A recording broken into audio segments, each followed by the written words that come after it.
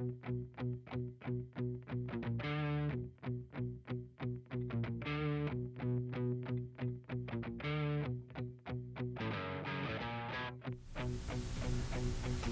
gonna go to your Chrome. Is that okay? Yeah, whatever you need to do, dude. Everything should function. I just like the disk is full, and that's my new computer. Like, that has such a chintzy, small little hard drive on it. Yep. Mine's the same way. I got a solid state drive on that one, so it's gonna work a lot better. Just let me know if you need me to do anything else. Yeah, I mean, if you want to start recording now. Yeah, it's going. Oh, it's going? Okay. I can clip it, edit it, whatever. Yeah, as soon as they see me, man, you'll see they do not like me at all. Let's see here. I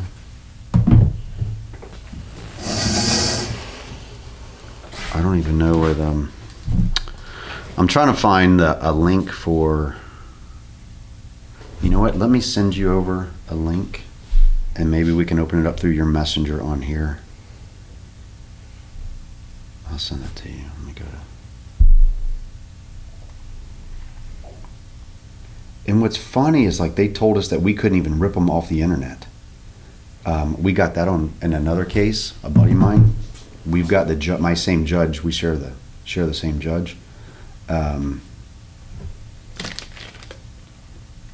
we've got her on video saying, no, you can't even download it off YouTube. You can't download it off the internet. We'll hold you in contempt of court. They're doing everything in the. Like you said, did they just make it up to suit their purposes? Yeah. Like, I hate when that. I just sent it to you in Messenger here, so if you want to access your Messenger, and that should be the link that'll go right to the.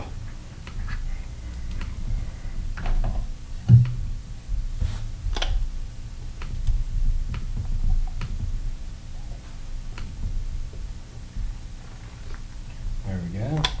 I gotta pull back. Awesome. Let's see if it works here. Today is the what? The 7th. 7th. Okay. Courtroom 102. Here we go.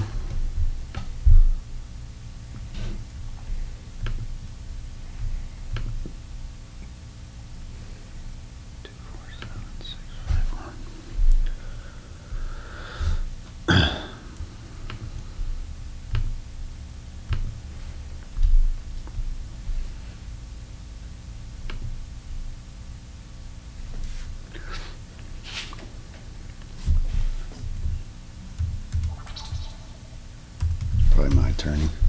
Can I get on?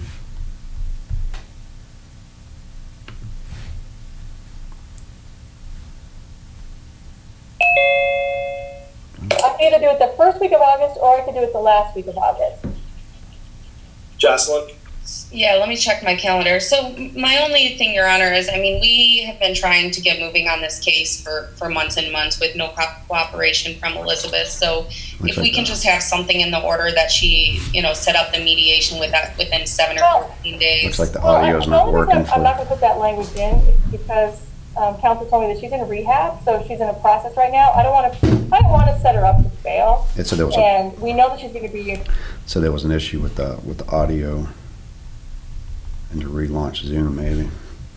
I'm not going to worry about it. I'm just going to let my attorney know that I can't. Technological difference. That's something they got to be understanding of, right? Yeah, they got to be. Which, how rural are you? Like, you live in Paris, right? Right. Like, you have good internet over there? No. Yeah, God, no. Some of the stuff I have to go sit outside the library to do it. Oh, this guy's a real dirtbag right here. Ugh. Oh, I got good enough 4G on my phone. I can live stream. So this guy right here, Michael Strauss, he was the paid lobbyist by the Family Bar Association, and when we were lobbying to try and change legislation, he had admitted, yes, your microphone's not working, he had admitted that that the state stood to lose millions, if not billions of dollars in federal funding if we changed legislation to treat fathers as equals. Have you, so Arkansas, well, we'll talk about this on the podcast, though, but what is the new law that Arkansas just passed? Have you been following that? Some of it, yeah. So friends of mine, they're more up to speed on the details of the law. Dude, I think it's working now. It's not working. Okay. But I'm not sure. Oh, that's a buddy of mine too. Holy cow. Yep. It's usually set up because I put the USB plug into it. Some of this is about a kind of a sensitive child issue, so I don't know if you wanted to have us in back for this issue. Mr. Strauss is your GAL. I think he has a funeral to attend, so we're just trying to see if you could put us in earlier than so he could attend that. Yes, of course, Mr. Strauss. My question to you is, Mr. Strauss, do you want to do this today? Because we could continue this another day, Mr. Strauss. This issue has been put off, and I don't want to be the cause of a delay. So if we can get it done, great. But I also conceive a busy call, and I probably need to leave by about 10. No, Mr. Strauss, we are going to accommodate you, and everyone else can wait. So we will go into a breakout room. Is Mr. Spitzer's here as well, right? Yes? Oh, yeah, go to your breakout room. So we'll go to the breakout room now, and we'll take care of it, okay? Great. Yeah. Oh, and this is the dirtbag. Can we screenshot this clown? Oh, what do you do on a screenshot? I think it's, what is it, Shift Command S or something like that. I wish I could get a larger. It's only a chat and pin video. All right. Whoa, here's a minute. There we go. Shift Command 3 screenshots. Yeah, I need a bigger. Bro, I'm about to get a 65-inch TV right here. And then I'll put another one over there because sometimes I'll podcast right there. There's going to be a mixer in the body of that barrel. That barrel opens up. Oh, that's awesome. This will get interesting real quick here. Let's see if I can prop this on something. Prop it on the mic.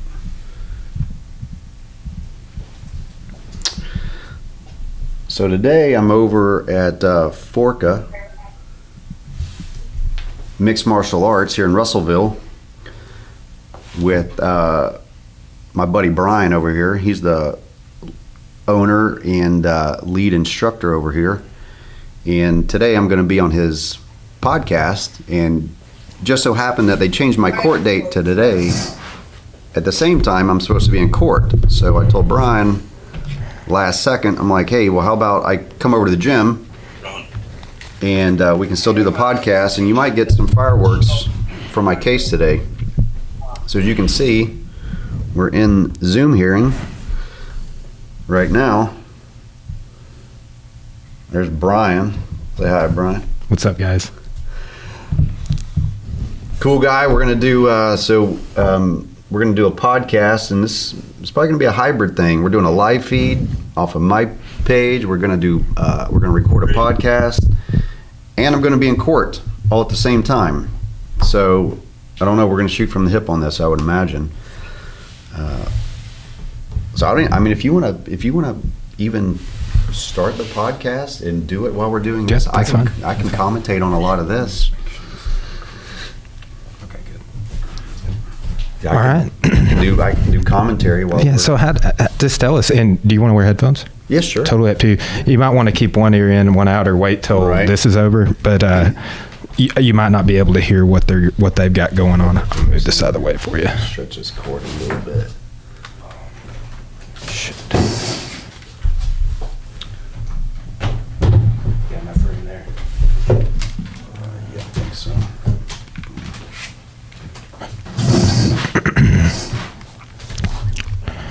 All right, man. Let's do it, dude. So I'm in the studio with Kash Jackson. All right, been wanting to have you on the podcast for a while, man. I follow you on Facebook and just follow some of what I would say your struggle is. Right. Which is what I wanted to talk to you about. I thought it'd be a fascinating topic for the podcast. Right. I mean, just being a guy, I've always thought. I mean, I don't have kids, but I'm married now, and I've always kind of thought like, oh man, like just base level stuff of like, hey, dads kind of don't get a lot of consideration on family courts, and like that's someone who knows very little. You're going to be able to share your experience. But first, how does this online court work? Well, so this is kind of an interesting thing. This was really a benefit to society that they don't even realize of COVID. Silver linings. Yeah, this is very much a silver lining right now, is to, I don't know if people can see I'll kind of stick it over here. We'll see. So right now in court, they're in a breakout session. The judge is in basically a closed session with some other attorneys. And this is something that's done frequently here, where they'll go into chambers and discuss matters. Digital chambers. Right. Interesting. Yeah. And whenever I first saw these kind of play out in court, they would go into chambers and you have no idea as a litigant. So your attorney goes back there, the opposing counsel attorney. So we're just assuming that both parties have an attorney. They go in the back, they have a discussion with the judge, they come back out, and it might be like a pre-hearing. So let's say if that happens in regular court, and you're there, and you're physically present. Do you go back with them? Nope. Okay. You have no idea what's said, no idea what transpires. What's up with that? Well, exactly. A lot of people don't realize this. And so what we're led to believe is that, of course, they're back there, arguing on behalf of you, but why aren't they doing it out in the open courtroom? Or why aren't you there? That was my initial. Here, let's get this a little closer just so we can get good audio on you. Just move this around however you so desire. That's much better. That sounds better. You can kind of, however well you hear yourself will be as well as the audience hears you. Gotcha. Okay. So, that's great. So the Zoom hearings is a recent development because of COVID and COVID measures. Many counties, like my county, Lake County, which is the 19th Judicial Circuit in the state of Illinois, they instituted Zoom hearings, quote unquote, for the safety of the public. Now, what was really funny in my case, because I am an activist and a reformist trying to change the judicial system, especially in this area of law, because this deals with our children, this deals with our families, and to me, it's one of the most overlooked areas of law that needs reform, where criminal justice reform, we take somebody who's accused of a crime, they get due process, a right to an attorney, a right to a trial by jury, and ultimately their guilt or innocence is decided typically by a jury of your peers. And then a decision is made as to what your sentence will be and how you're going to pay your penance for whatever harm you did to the public. Whereas in family court, there's no right to an attorney, there is no right to a trial by jury. A lot of the powers and authority that is used in these courts is abused every single day. And in my case, partly why I'm broadcasting now from my live page is that for transparency. In my own case, there's been illegal orders entered throughout the duration of this case. It's been ongoing now for 6 years. I've known that they were illegal. However, I lack the ability to appeal and get to the appeals court oftentimes because I was indigent. I didn't have the money to afford $15,000 or $20,000 for an appeals attorney. That's something like you posted a video of you talking with maybe it was the judge. That was the guardian ad litem, who is the court-appointed attorney to represent the children. Okay. So they're kind of the court's eyes and ears. And that video was of a phone call, if that's the same one. Maybe you're speaking. Yeah, talking about like you're about to be out of pocket serious money and nothing. For what? For what, exactly. And so her name is Sally Lichter. She is the court-appointed guardian ad litem. And for about $12,000 now, the most progress made in my case, I haven't seen my kids in 2 years, and the most progress made in my case has been 3 phone calls with my older son, with my 14-year-old son. And just the sheer debauchery of the system in itself needs to be shown to the world, and that's what I'm doing. How long has your case been going on? 2 years? 6. It's been going on. So since 2014 is when I filed for divorce. My ex-wife and I had been at that time separated for 2 years. So we were geographically separated. The military sent me back out to Washington State. She remained in Illinois with our 2 minor children in the marital home. And after 2 years of separation, I decided I'm going to file for divorce. And thus the throes of family court and the full weight of exactly what transpires begin to fall upon me. And as it does many people who walking in these courts suspecting, well, I'm a good guy. You're a tax-paying citizen. You own a business. You've got a reputation. A lot of people would vouch for your integrity and your principles as a man and as a husband.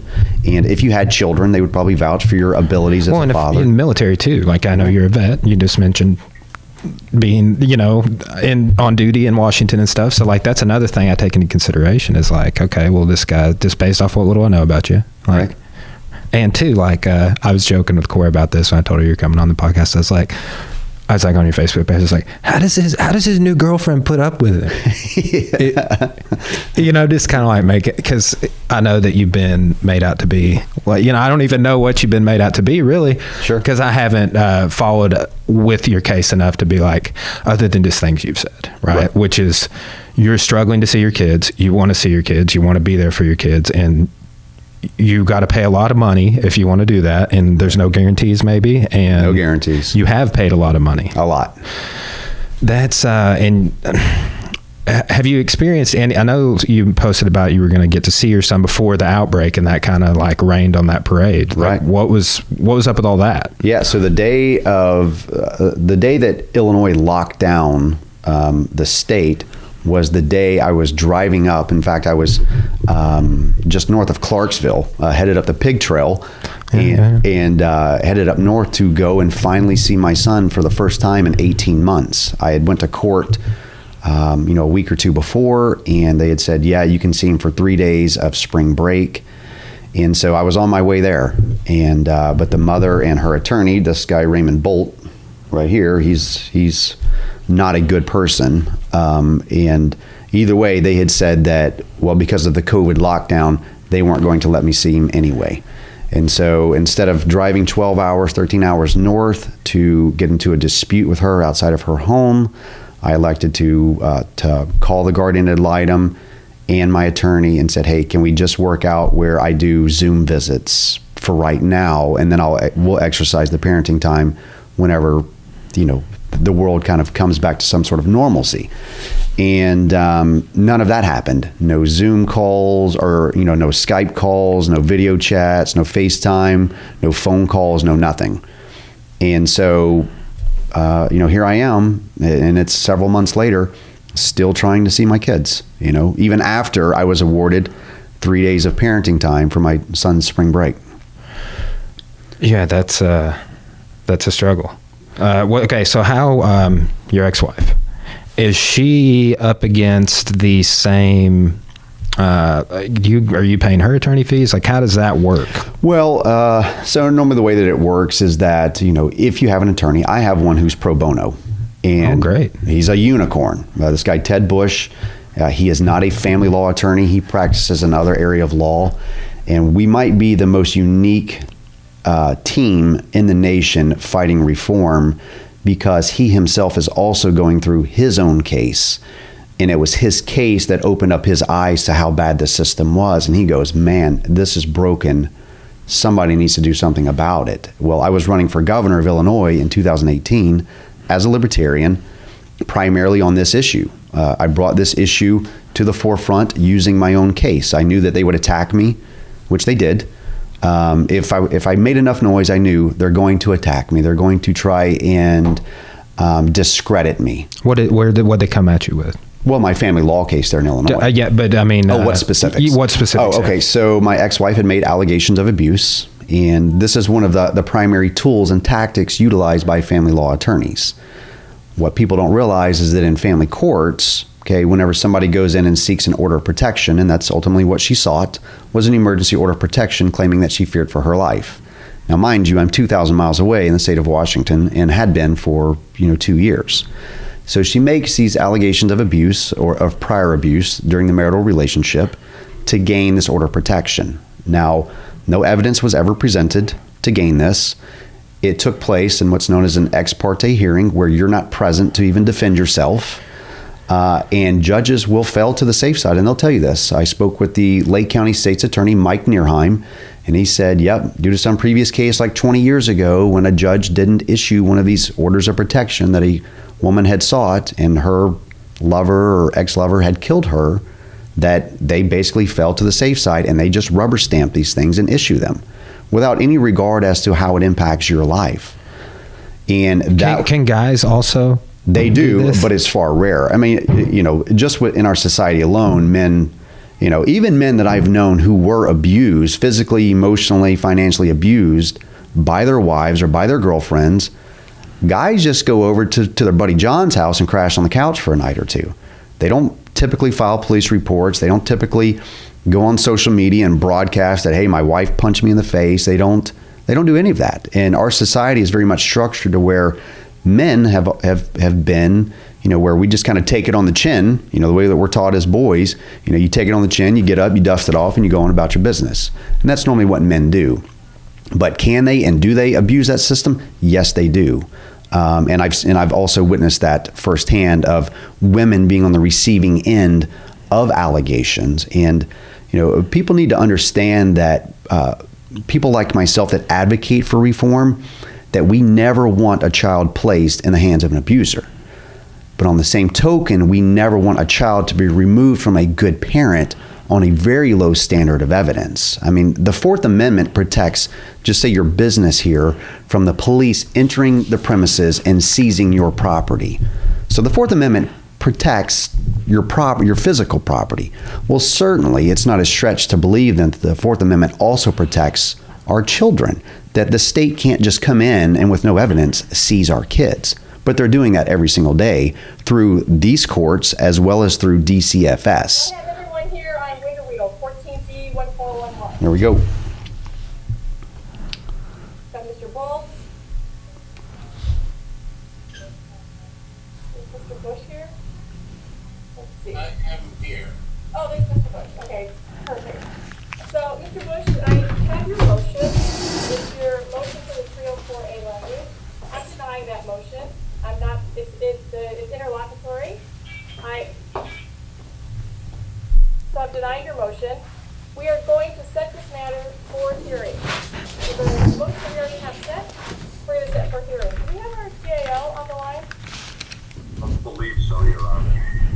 Okay, so I have spoken to our backup judge, and he's going to cover my call so that I can take care of these motions. And the dates that he and I talked about, hold on a second, are July 27th and July 28th. And I will set the whole day aside on July 27th and July 28th. 2 days for hearing. I have a question. Are you going to issue a written order on the denial of 304A? No, I'm not. You're going to put in the order that it's denied. Okay, can you tell me why it's denied? It's interlocutory, I have discretion, and it's denied. Well, the court said it was not. Please The appellate court is finding, the appellate court ruled that it's not interlocutory. They did rule it's interlocutory, which is why I have the discretion to issue the script. Mr. Bush, please don't argue with me. I've given my ruling, the motion is denied, and we're going to continue and set this matter for hearing. So let's go back to the question which I asked, which is July 27th and 28th. Are you available, Mr. Ball? Available, Judge. I do not know about my client. It's the only person I don't know about. If I find something out, I'll contact everyone, including the court judge. Mr. Bush, are you available on those 2 days? On the 27th and 28th? Of July, yes. Okay. This is go ahead, I'm sorry, I didn't mean to interrupt you. I can set those dates aside. Okay, and this will be a live in-person hearing here in the courtroom. Now, Mr. Bush, if you can't get a court reporter, I will have the court provide a court reporter. I've already talked to court reporters, and I can have a person come in here live. Our local rule says that you have to get the court reporter, so I want you to first explore whether you can, okay? And you'll give me the names. Whoever you contact, you need to tell me who you contacted and that they said that they cannot do it, okay? But if you tell me that you've contacted court reporters in the area, and if you tell me that they tell you that they will not come in live, even though the hearing's set for live, I will have a court reporter here. You still have to pay for the transcript if you order it, but you will have a court reporter here. Thousands of dollars. Okay. Your Honor, again, I just want to state that the court found it lacked the appellate court found it lacked jurisdiction. I just want to make it clear, Mr. Bush, I want to make it clear, I've made my ruling, I've denied your motion, and we're setting these matters for hearing. We're setting them on July 27th, July 28th. They will be here live in the courthouse. Despite COVID measures. I'm having Judge Fitz cover my call, so we will start first thing at 9 o'clock in the morning. I've set 2 whole days aside for this. Who's going to prepare the order, Your Honor? Mr. Bush will prepare the order. That's Raymond Bolt. He's a real tool, this guy. Ms. Lichter gets a copy, and also Ms. Slobey, because I provided Ms. Slobey a copy of your last order. He defends pedophiles, but hates veterans, this guy. Or rule to show cause. And Mr. Bolt, did everyone exchange financial affidavits? We will need No, we that. no, we did not, Judge, and there still are some pending matters that haven't been responded to. So both parties, well, not your client, Mr. Winterweedle, Mr. Jackson, he needs to complete his financial affidavit because, one, counsel has said he's indigent. I need to know what his income is. I need to have all of that information on the petition for rule to show cause. So No financial affidavit for the ex-wife, though. The financial affidavit, Mr. Bush, and that needs to be done. Let's see, today is July 7th. So that must be completed within 14 days. By July 21st, it needs to be tendered to counsel. And it has to be a complete financial affidavit pursuant to our local rules, which require it'll need at a minimum his 2019 tax return, his 2018 tax Why return. doesn't Trump have to turn his stuff in? And with respect to his, Any any income he has coming in. it's very I need all one-sided. that information. So for example, if he receives stimulus checks, tax income, that needs to be on there. Any income he receives from his drone work that he does on the ship, that all needs to be included in there. What And work? it needs to be completed Whenever I worked by offshore. the 21st and tendered to council. Also, Judge, 6 months of bank statements also, So- the local rule? Yes, it's all through the local rules, so 6 months of bank statements as well. That's correct. 6 months of bank statements. No, I agree. I don't think we've got the financial affidavit from, Well, she doesn't need to have a financial affidavit. It's their petition for rule to show cause. So her finances aren't an issue. If she was asking for a modification, then her finances would be an issue, but she's not asking for a modification. She's asking to enforce the order as it's written, so she doesn't need to do one. we have an issue of whether she's been, her eligibility for child support, and she should have years ago filed for an apportionment with the Veterans Administration, and that information would actually be material for what the child support that she's eligible for. Well, so she's not asking to modify child support. She's asking me to enforce the order. So she's not asking to do that. So her finances aren't an issue. It's a petition for rule to show cause, and the other motions that have been pending, again, don't require her to complete a financial affidavit. Okay. I'll look for the order, Your Honor. Okay, thanks very much. Thank you, Your Honor. If there's a problem with the date, I'll let you know. I'll also inform Ms. Lichter and Ms. Slobey in case they have problems with the date, okay? Yeah, let me know I'll- sooner rather than later, because again, I want to get this matter set, and in order for me to get it set, I have to coordinate with Judge Fizz, because he has to cover my costs so that I can do this hearing. Okay? I understand, Judge. I will be calling both Ms. Slobey and Ms. Lichter today and communicating with Mr. Bush and, of course, to the court. Judge. Okay, thank you very much. So, Your Honor, just one last quick question. I have your authority to put in the order that the court's denying the 304A finding because it finds that the order entered on June 19, 2019 is interlocutory. Yes. go ahead. Okay, thank you. All right. We'll even, you know what, I'll tell you what, we'll leave this up for a little bit. Council versus Conklin, 14B, We'll just leave that up and let them, maybe Your we'll, Honor, Jerry Brisky on behalf of the plan. we can mute it. And if you want to listen to any of what's transpiring there here in a minute, we can. And you can get some kind of more insight into, what's happening inside the courtroom. Because this is what a lot of people don't get to see. And so you're able to get just a snippet there of what it looks like. Now, her behavior and mannerisms are pretty similar to what... I got a little tripod if you want for that.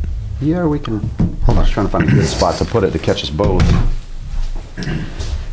So you guys heard that. My hearing is...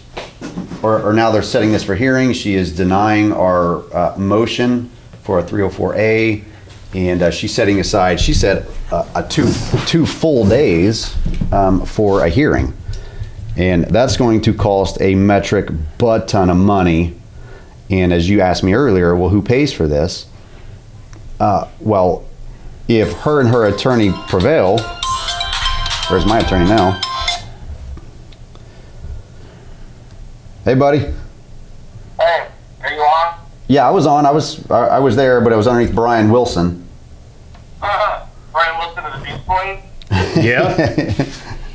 All right. Yeah, Wouldn't it be nice if we had a court that follows the law, right? Oh, wouldn't it?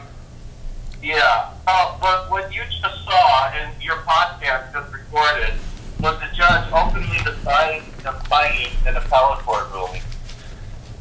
So this is a little technical. There are several ways to appeal an order, and the orders are usually subdivided into two categories. One is called interlocutory orders, which is basically a temporary order, an order that's in progression to a final order, and then there's final orders. So what we did is he appealed to the appellate court order entered on June 19, 2019 that barred you from participating in Zoom hearings. We appealed that to the appellate court interlocutory order, meaning this was not a final order. This was a intermediate order exposing entire controversy. And the appellate court kicked it back and said, no, this is not an interlocutory order. This is a final order. So then we just went back to Judge Christensen, and Judge Christensen is denying us the ability to go back to the appellate court because she's claiming that this order is an interlocutory order, and open defiance to the appellate court that ruled it clearly in their opinion that the order appeal was not interlocutory. Yep, and it's on video. So she thinks that we're not going to be able to go back on this. You know, and she gave me the authority to write into the order that she's denying our motion for 304A because it's not interlocutory. When the appellate court, so I mean, I'm just going to send this order to the appellate court, and they're going to see clearly that, I mean, I don't even know if I need a record of this proceeding, but we have it, obviously. Yeah, probably we'll send it. And including the video of this proceeding, and they can see for themselves. You know, we didn't have a hearing. We didn't have the ability to be heard, and we weren't able to hear the basis of her ruling other than a summary ruling in the beginning, claiming that the order is not interlocutory when the appellate court already made a binding ruling. The appellate court is the superior court. They made a ruling. They made an opinion, and she just decided. And what's really funny is I filed a motion in my own case yesterday where I dug up the law that says that the lower court are bound to surprise by any opinions of the appellate court. The appellate court's opinion is the law of the case, meaning it's binding, and she just openly just stated. Yep. Well, I mean, that's partly what we're doing here today, Ted, is to for me to discuss some of these issues with Brian. So we just kind of lucked out, and we were able to catch some of this on video, so it might go up on his podcast. Well, I'll let you guys get on with your business, but I mean, that's what happened. I mean, there's nothing else to discuss.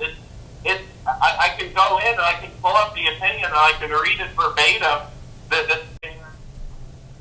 That said that this was not an interlocutory order, and then she comes back and says it was. Ted, why don't you just pull it up real quick and just read that specific piece from the opinion from the appeals court saying that it's whether it is or isn't. Yeah, I'll be happy. Okay. I mean, I cannot believe this. You'd think that they would be more, there are better ways that she could have done this in order to try to prevent us from going up to the appellate court, but this isn't going to work. I mean, they're going to hear this. I'm going to appeal this, and they're going to hear it, and they're going to reach the merits. Ted, if you weren't my pro bono attorney, what would it have cost me just for the one trip to the appeals court for a normal appeals attorney that's the area of law that they practice in? Well, most of them will tell you $50,000. I think that because wasn't an appeal on a final judgment, he probably could have gotten it done for me for $20,000. So what about multiple trips to the appeals court? So this will be our second time back up to the appeals court. So what would 2 to 3 times to the appeals court cost? Oh, it's ridiculous. You hit a sore spot here because I'm talking to a woman who I'm very interested in her case. Her name is Haley Luttrell. She had her rights violated badly in Kane County, Illinois. And she has Burger Chats retained, has paid them, about $120,000, $80,000. So they entered a series of illegal orders in her case starting in June of last year. And, the violations of law are as clear as day. Like, there were required boxes that need to be checked on our orders that weren't checked. So there were no findings against her. Right. And the charges themselves were ridiculous. Well, her best course was to appeal. And her attorney said it's going to cost you a bunch. And she says, I can't afford it. So they never appealed. So there was this poor woman gets strung out for an extra year, when a appellate court decision would have been made a long time ago.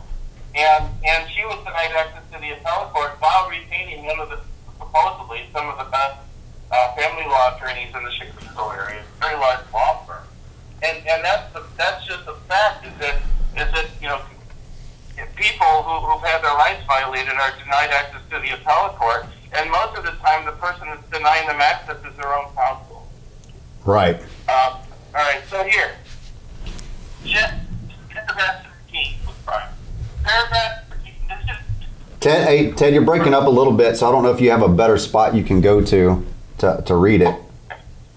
Can you hear me now? Yeah, it's a little bit better. Okay, so this is paragraph 13 of the appellate court opinion.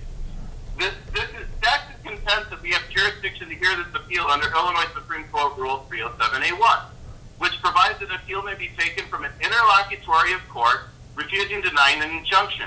There is no doubt that the trial court's order of 2/19/2020 denied all the declaratory injunctive relief sought in Jackson's petition. Further, because it rejected the legal arguments supporting the request for injunctive relief, it also functioned as an implicit denial of Jackson's request for a TRO. However, the appeal does not fall in the scope of Rule 307 because the June 19 order is not interlocutory. That's a direct quote. And then she's turning around and saying it is. I like this guy. Three appellate court justices ruled straight up that this is not an interlocutory appeal. It's a final judgment on a petition, meaning you file a petition. The petition is denied. The matter is settled. It's done.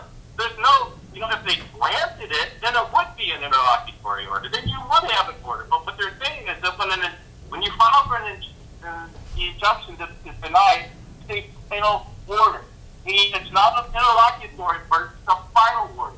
So she just openly, on television, on your live broadcast, openly thumbed her nose at the appellate court. Yep.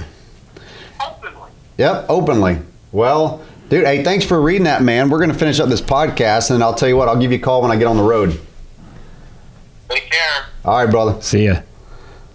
Maybe I should have that guy on the podcast. Dude, you should. I would be down. Yeah. I haven't, to my knowledge, one of my best friends was an attorney for a few years, but he then started working for Stryker Medical and now works for Abner. They do like these spinal implants, right? For pain blockers and stuff. Oh, wow. Right. So for people that have like severe issues, like it allows them to be able to be mobile. Yes. But he basically sets in on people's surgeries that are getting these products put in their body. He sits there that way if there's any questions. But he was an attorney, but I don't think I've had an attorney on the podcast. So, but that's the cool thing about the podcast is I try and I talk to somebody, they tell me about something, then I read that book, and boom, now I'm trying to have the author on. Research it. Absolutely. So that it continues the narrative of what the podcast is doing. Okay, well, hey, now we're talking about family law. Family law. So, yeah. Well, that's an interesting and a first on a podcast. I attended digital court. I've only seen these things. I've seen you posting about them. So that's you don't want to be involved. I promise you. Man, first off, like I don't have any kids myself, right? But I have empathy for you, probably just because I don't know, you're a dude and I'm a dude. I don't know why. Sure. I've developed more empathy as an adult. We're human beings. But that's something like I wanted to talk to you about. Like, have you done any research on, or do you talk about the connection of like empathy in children and a father in the home? Mm-hmm. Or do you? I don't really get too much into the to the psychology of having the father in the home. However, I would encourage you to read through the ACE studies if you're not familiar with those. No, I'm not. The ACE studies is basically it's one of the largest studies conducted by the CDC, the Centers for Disease Control. And basically, they took a test group of children and followed them into adulthood, and they tracked these different traumas that they experienced throughout their childhood and how that impacted them into their adulthood. So essentially, you take a child and you assess their social environment, all of their home environment, and they tracked what specific events occurred, and they kind of basically were able to, categorize and score these individuals on how likely they were to experience adverse issues as an adult because of the adverse issues they experienced as a child. Mm-hmm. It's a very compelling study that supports what it is that I'm advocating for, which is, number one, tremendous reform inside the judicial system as they're dealing with families, because what they are in fact doing is they are contributing to all of the major social ills that our society endlessly debates. You're a professor at a college, right? So education would probably be extremely important to you in how many kids are or are not dropping out of high school. Well, whenever your likelihood of dropping out of high school significantly increases for any number of reasons, we as a society, I believe, have a moral responsibility to assess what reasons contribute to the likelihood of you dropping out of high school. And the fatherless effect in this nation, I believe, is the single greatest contributing factor, and it breaks out of 3 separate large-scale domestic policies over the last 50 years that are failing our nation. Family law being one of, I think, the most undiscussed issue. The other 2 would be what I would say is the failed war on drugs, and then the third one would be the welfare state. That the 3 of these combined is what is incentivizing and creating over 20 million American children growing up absent their biological fathers. You didn't just have 20 million dads wake up and go, I'm going to ignore all of my basic instincts to protect and provide for my offspring. That didn't happen. So we have to assess, how is this large-scale outflux of fathers occurring? Mm-hmm. Why are these dads not involved? Is it that they're just, absent deadbeat dads who don't want to raise their kids? Or is there more to the story? Well, so that, I was just thinking about that right before you said that. It's like, it almost seems like you should be in a different, like there should be different branches. Like, oh, hey, you were never married to this person. You never shared a residence with them. You're going down this lane right here. Mm-hmm. Like, oh, you were married to this person. Y'all shared a residence. You have 2 biological kids together.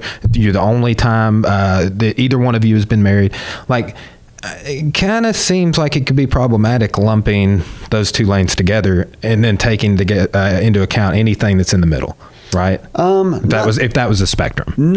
I wouldn't say necessarily that that would be problematic because I think if we were to kind of look at both of these situations, both of them have somebody, say a man and a woman who have a child. Whether or not they were married or were able to gather any sort of appreciable assets during the course of a relationship, to me is really irrelevant. What is the most relevant is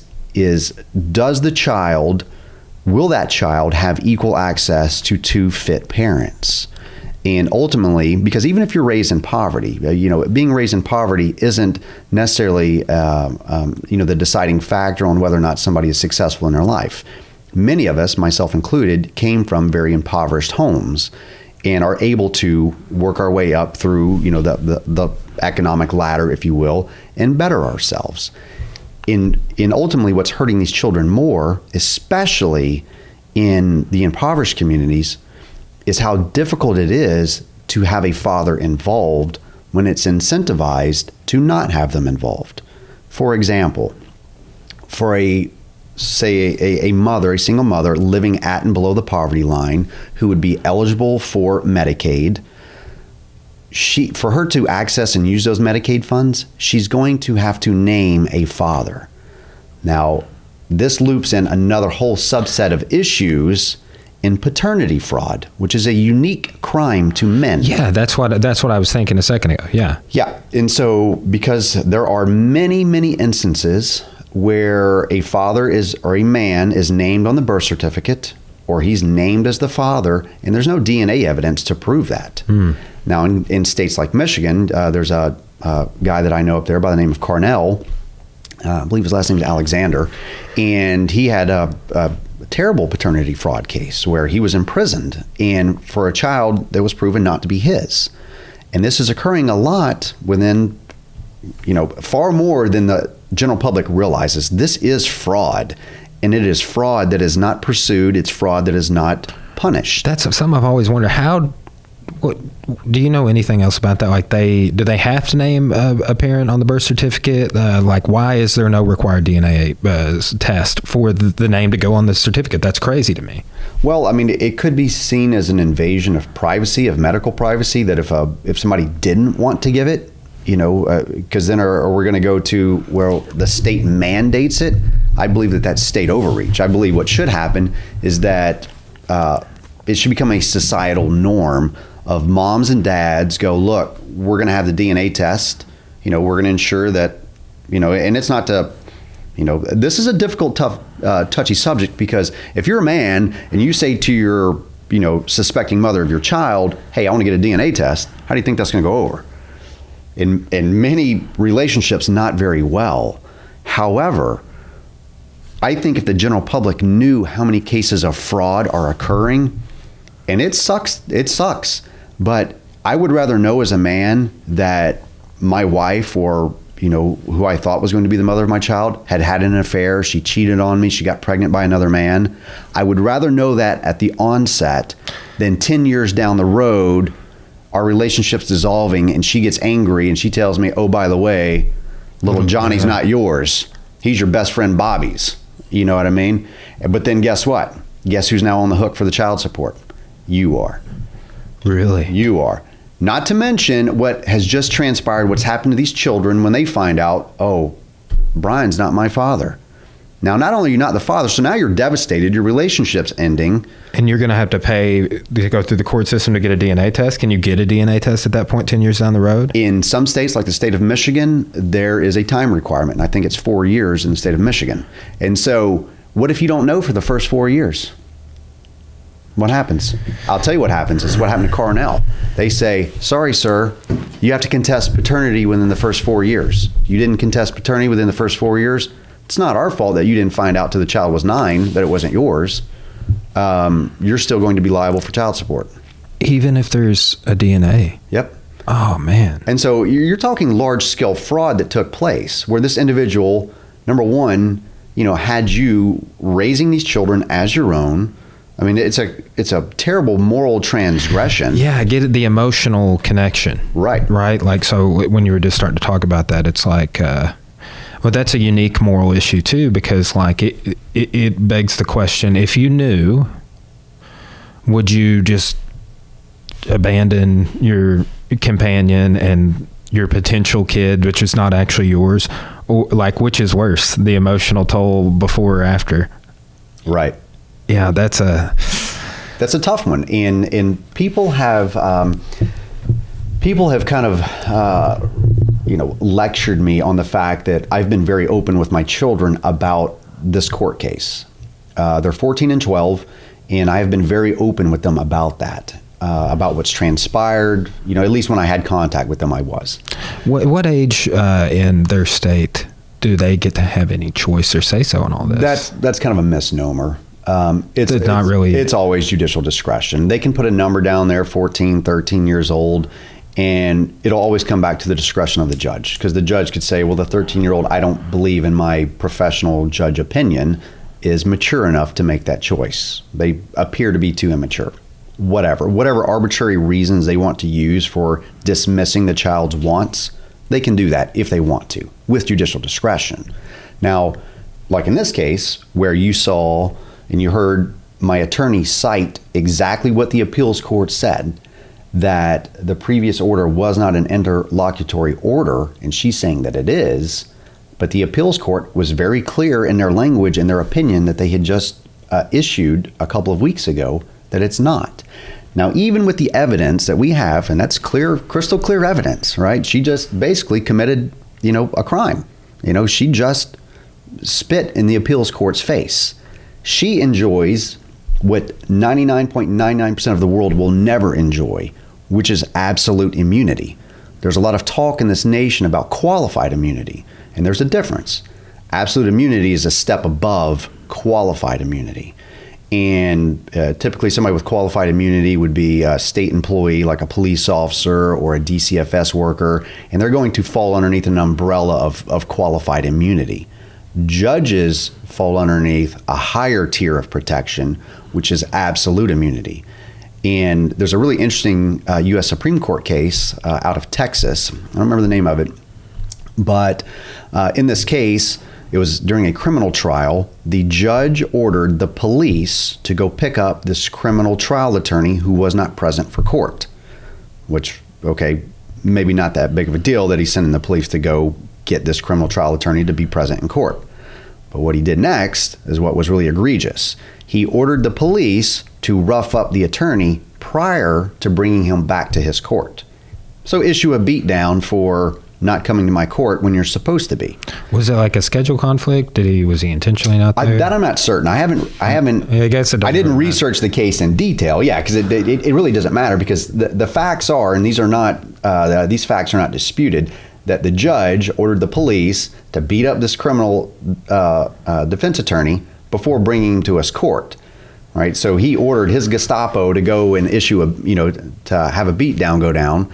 This went all the way up to U.S. Supreme Court, and the U.S. Supreme Court came back and said, yeah, he did it while he was acting in his official capacity. He has absolute immunity. There's nothing more to the story. And that was it. That was it. And that is literally, a judge can literally send the police to beat you up and drag you in front of their court, and because of absolute immunity, there's nothing that you can do to them.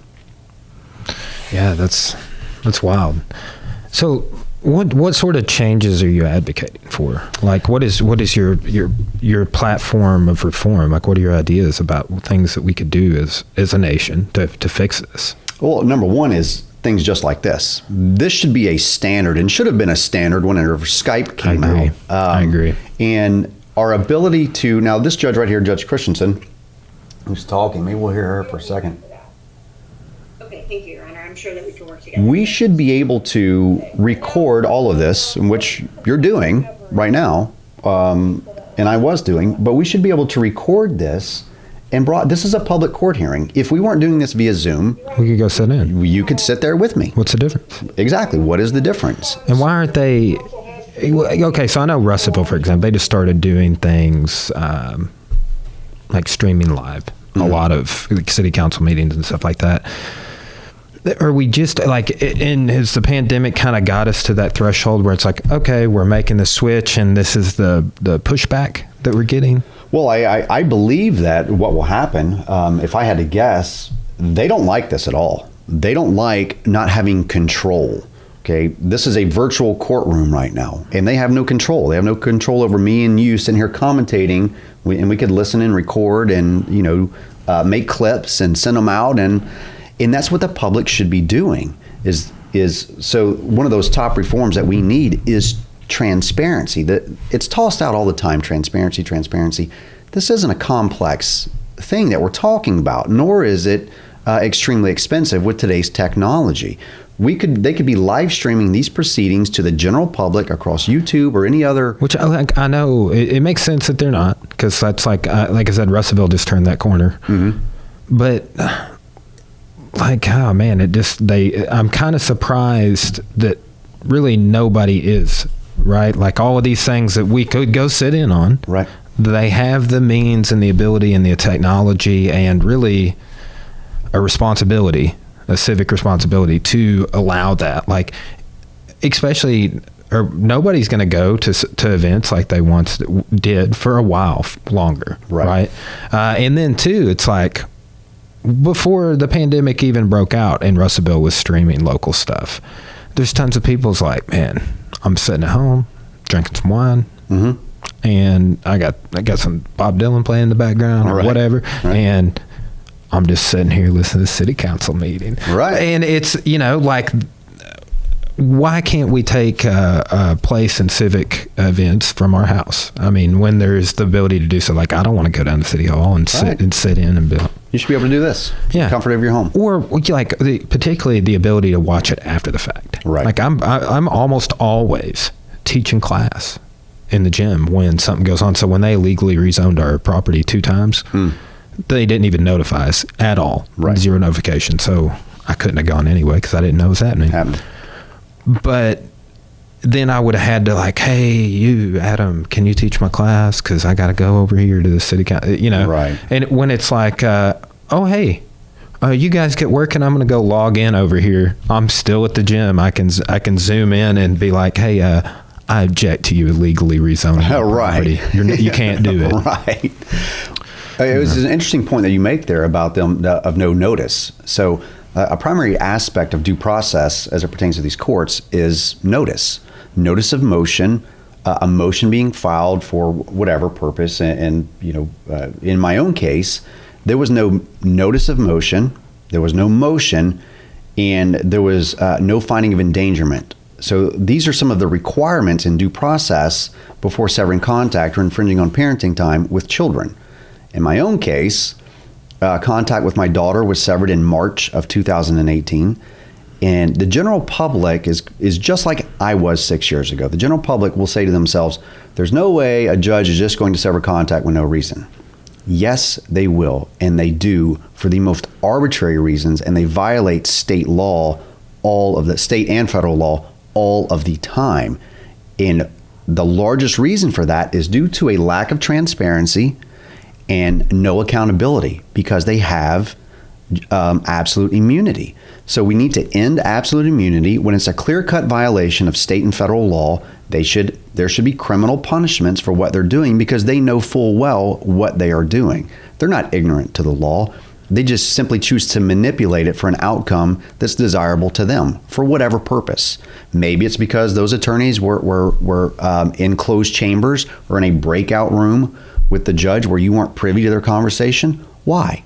What are they discussing about this case that you can't be privy to it? It's your case. Yeah. It's literally your case. I mean, we're not talking about a criminal trial here or if they're talking about, the sensitive nature, like with children and particular circumstances, family courts are not equipped for most of what goes on there anyway. Because in my own case, the allegations made against me would be criminal, but they weren't made in a criminal court. Why? The general public, again, will not ask themselves these questions because they don't understand an order of protection. They think, well, the court issued it. Well, there's separate areas of the court, right? There's civil court, there's criminal court, there's probate court. Who issued it? Well, in a family court. Okay, well, what goes on in a family court? Well, 1, there's no recordings. 2, the judge is immune to whatever illegal decisions that they make. 3, due process is violated systemically all across this country every single day, and the unsuspecting person does not know it's even transpiring. They don't know. You're going to trust your attorney. Yeah. I was talking with Corey about this because I read, ironically, about this in Rome, like ancient Rome, is that you in the Republic, no commoner knew what the fuck was going on. Right. Like at all. They had to find a patron, somebody like your attorney that knows the law, and get them to do pro bono and be like, look, you're getting fucked here, and I'm gonna help you out because I know the law, and you're because of your class, you're never gonna know the law. Like that's how it's set up. Like that's so I was telling Cora, I was like, that kind of blows my mind, because I was like, think about the key things that we do because we're business owners, like the amount of taxes we pay. And just, I was like, we don't understand any of that. No. Like, you know, I mean, I was like, we kind of do, but we have this attorney over here, or this, we have a tax attorney, but we also have our accountant, and they're both really good. But it's like, because that shit is so complicated. Right. And it's like, I've even had business classes. I run a business. I have a master's degree. I'm pretty intelligent guy. I mean, I'm not stupid. Like, you know, and it's like, okay, so I was telling her this too. It's like, look, I even teach history and politics, right? Like, I've had several political science classes, and the amount of things that I can tell you about how Congress works is pretty limited. You know what I'm saying? And it's like, so it's like, that's a by design thing for me. It's like, and two, I have a problem that's like, look, people beneath me, class wise, on the social rung of the ladder, they have to be able to understand what's going on. It cannot be so complicated that you don't know, like you're saying, that your rights are being violated. I remember, this is kind of fun. Somebody made fun of me for this, but I remember when someone told me, like, yeah, even if you never married somebody and you knocked them up, you could still got to pay child support. And I was like, holy shit. Oh yeah. Like, I found that out when I was like 19, and I was like, oh, I'm so lucky.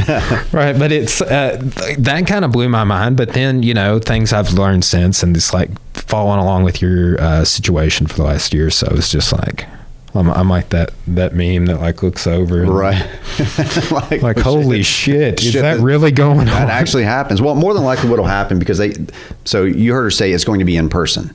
Why? We could pull up right now the video of the Lake County Public Service announcement that says, it's like a 2.5 minute long video that says all hearings, criminal, civil, and otherwise, will be via Zoom for the safety of the public. I wonder if the court's going to develop like their own Zoom platform or something like that. Well, they should. I mean, they should all have them. It should be a requirement that these things are all streamed to the general public.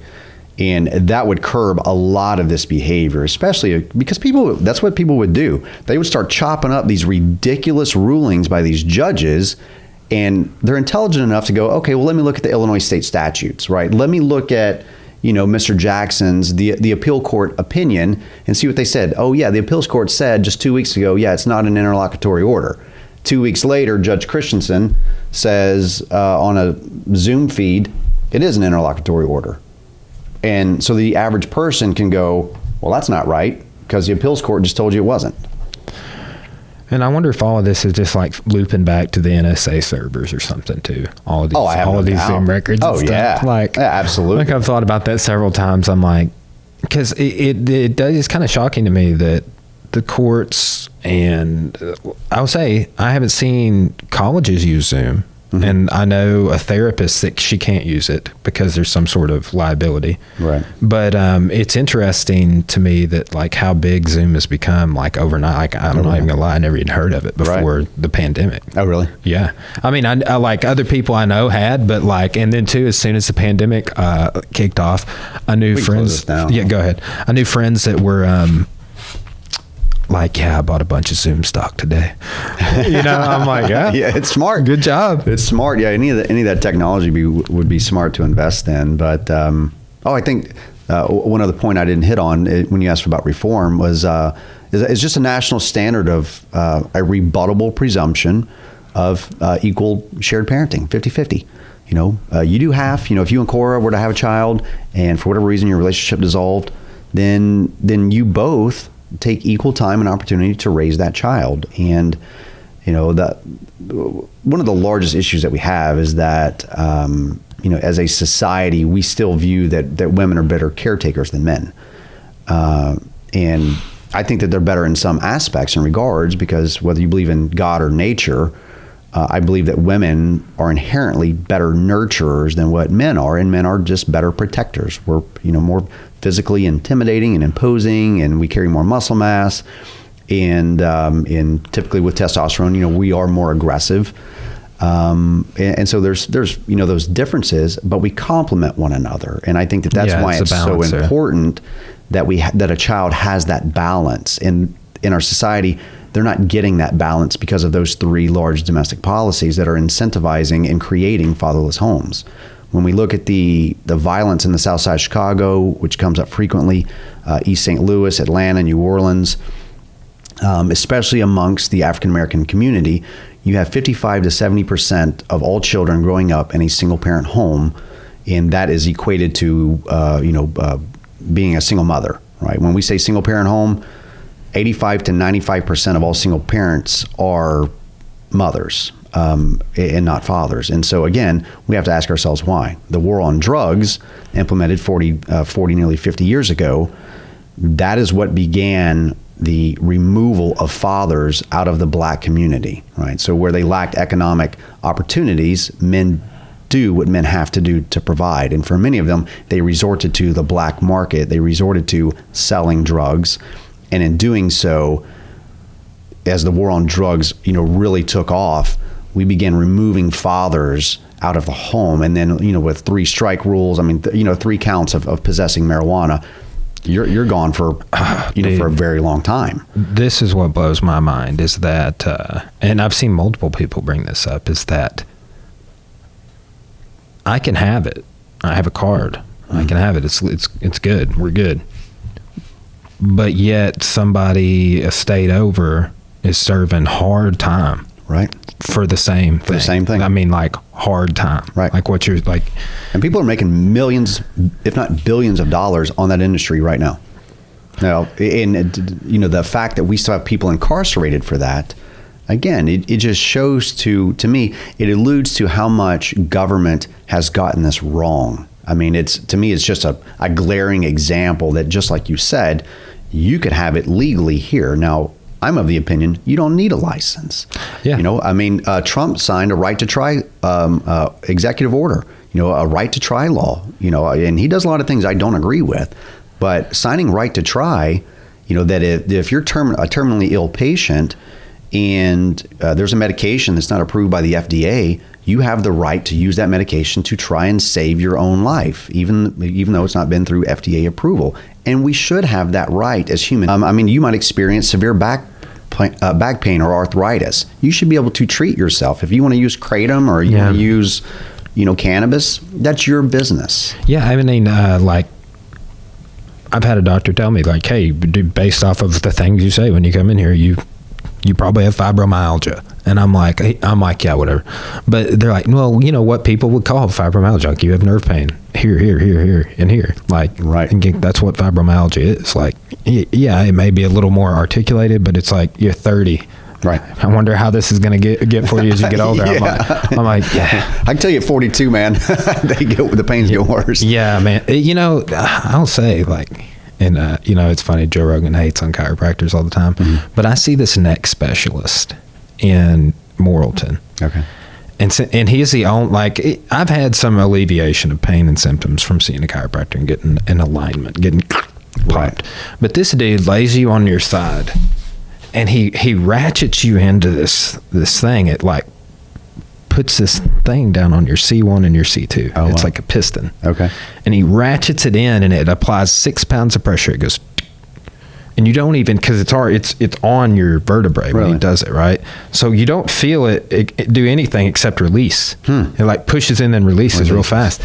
But dude, it's weird. Like, I have a lot of nerve pain on this side when he does it. He does it on this side. And then I will get past that and I will have no pain in my shoulders for 6 weeks. Wow. Actually, I've made it as long as 3 months.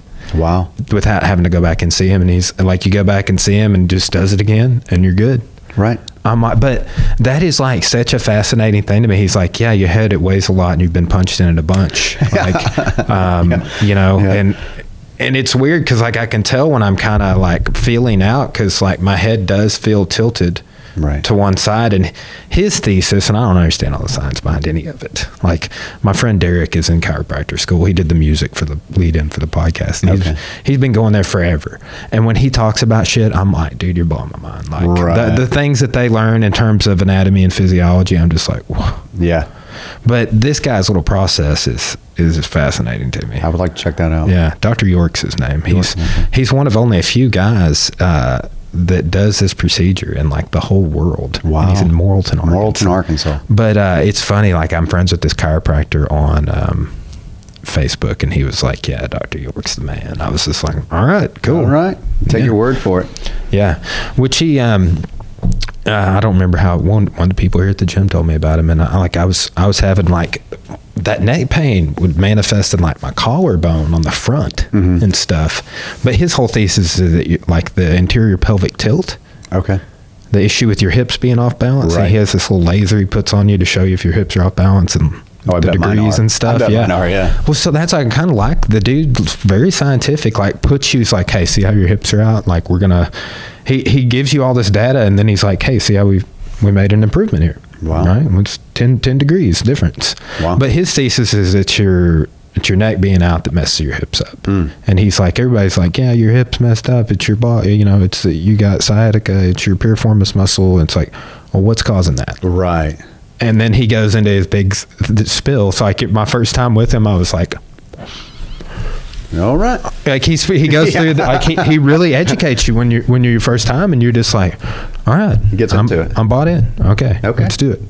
But yeah, it's that's been something that I've been treating myself with. It's made a difference. Right, And I'm glad to find stuff that makes a difference. And you should have that right. And that's where I go back and forth to a great degree with more so people that are more liberal than what I am, and I'm kind of right-leaning libertarian, and so when you get into like is there a right to have medical care? Is that a human right to have medical care? And it's a difficult discussion to have because as human beings, of course, we all want to be empathetic and feel for our fellow human beings. And I'm of the position that, more deregulation from the government, less government intervention, because it's been government intervention and regulation that has significantly increased the cost to the consumer. It's what makes it difficult for competition to spring up in the United States. And some interesting things that I saw while running for governor was, basically, doctors bringing back like family care practices where they cut out all insurance, they cut out all middlemen, and basically you could walk in and it's like, like a menu at Panera. And you can go in and go, okay, an X-ray is going to cost me $50, and there it is. It's not $300 for a bag of saline solution. Or exactly. Like that. And so they eliminate all of these middlemen, and in some of them they kind of have like a hybrid where they'll take some insurance like Medicaid or Medicare. They might take a portion of that, but the majority of them are that are doing this. They're getting rid of all of those, or they're trying to. And if we could open up that area of medicine to where it was like that, I believe then you're going to see a much broader increase in competition across the United States and lowering of costs for all people, making legitimate health care far more accessible to the average person. Yeah. Let's pause on that note real quick. I'm going to take a leak so we can keep this thing going. Let's do it. You want to water anything? Tasty. I've got extenders for all of these, but reposition your chair however you want. I'm set up to do, like, this is plenty big enough to do 4 people, even to set somebody right there to run like a command station. I'm really deep on thought on how I'm going to do multiple cameras in here. Because that one's great, but like I want a shot of your face and a shot of my face. That's why I like Zoom. Right. Is doing people out of town, it can get both of us and it switches automatically. Right.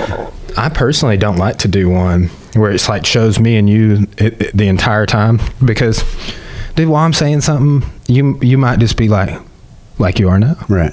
listening attentively. Right. And sometimes when I see both people and like one person's talking, the other one's just like, yeah. The whole time they have like this emotionless look on their face, but it's a listening look, you know. But it's like I like the just on the person talking. So I'm kind of trying to figure out how to do multiple cameras and not have to switch it myself. Okay. So yeah. Oh, I bet you I could have somebody solve that problem for you. Yeah. I've got an endless supply of people that know how to do shit that I don't know how to do. Dude, that's like endless supply. I'm starting to have more podcasters on the podcast and like, hey, what's your trade secrets? Yeah. I give you some. I don't mind sharing my trade secrets. Yeah. I mean, when I've got live feeds with 1,300 people on the live feed, I'm like, what the fuck am I doing? I talked with you about that before. You do have an amazing following. I had never, and this was the day that I quit my job. Did you see that? Did you? I was following loosely with that. So I was on my way to go work offshore in the Gulf of Mexico. Worked for a great company doing undersea robotics. Interesting. Cool fucking job. So I was a remotely operated vehicle pilot / technician. So we not only did we work on the ROVs, we put them below the ocean floor and worked for the oil industry out there doing fucking, working on oil sites. And so a cool job, paid pretty good benefits, and it was supposed to be a month on, month off rotation, 28 out, 28 in, and it was for my first 4 hitches that I did. But then when COVID hit, then it went to shit. And so I was at home, like many other people. I didn't file for unemployment though. I could have. I didn't, because I was like, no, I'm gonna be back to work here pretty soon. And by the time it takes me to fucking fill out all the paperwork and get an answer, I'll be back at work anyway. So, I wasn't going to do it. But during that time frame, I also had a lot more time of revisiting, the area of family law and that movement. I'd kind of taken a large break after I ran for governor. And, but then I got back into it, really during that 4 months that I was off. And so I became the VP of Public Advocacy for the Fathers' Rights Movement, a nonprofit organization fighting to benefit the lives of fathers in this country. And they asked me to come on board their team, be a board member. They wanted me to be the VP of Public Advocacy because I care so much. It appears as though I don't care in the things that I do. Most people won't do. I'll put on my dress uniform from the military with full medals and I'll invert an American flag and go to the White House like that. The average veteran, 99.99% of veterans out there would never, ever do that. Never. Dude, I'll tell you something that's like seared into my brain in terms of iconic images associated with like what you just said is seeing the Vietnam vets throw their medals right over the fence at the White House. Like, dude, that's powerful.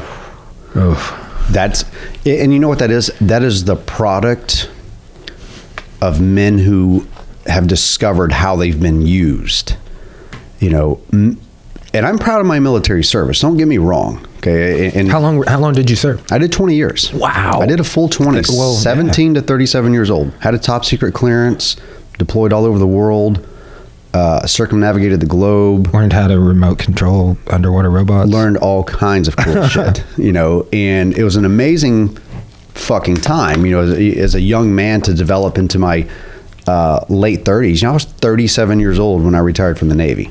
Get a pension. That's great. Get medical, get college benefits. Plenty of positive things to take from the military. There are. And that's why most people join the military. They don't join out of this, I'm patriotic as fuck from small town America. They come from all over the place and their circumstances are as varied as their faces are. They come for travel. They come for, for college. They come, majority of them, I think, because I was a Navy recruiter as well. And I recruited in Arkansas, as a matter of fact, not being from here originally, but I recruited in Mountain Home. And I put in a lot of people into the military and they joined because their circumstances in life fucking sucked. Mm-hmm. And they wanted a better life. And this was just their best option.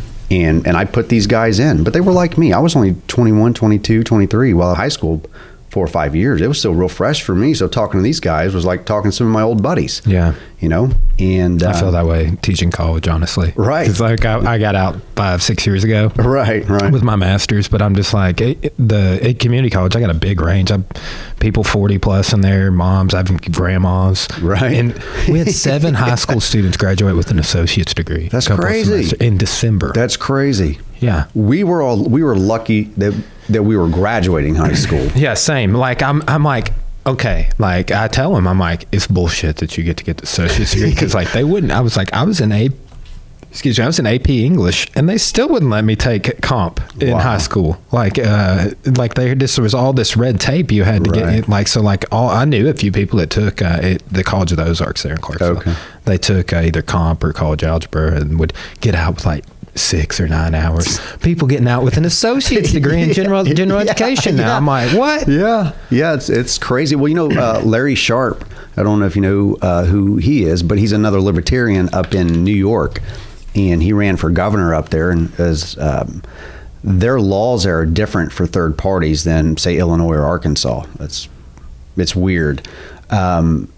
How they have different laws for third parties in every single state. But up there, they needed some, I think, just vote total to be able to become an established party. And he was able to meet that threshold and establish the Libertarian Party as a legitimate, recognized third party there.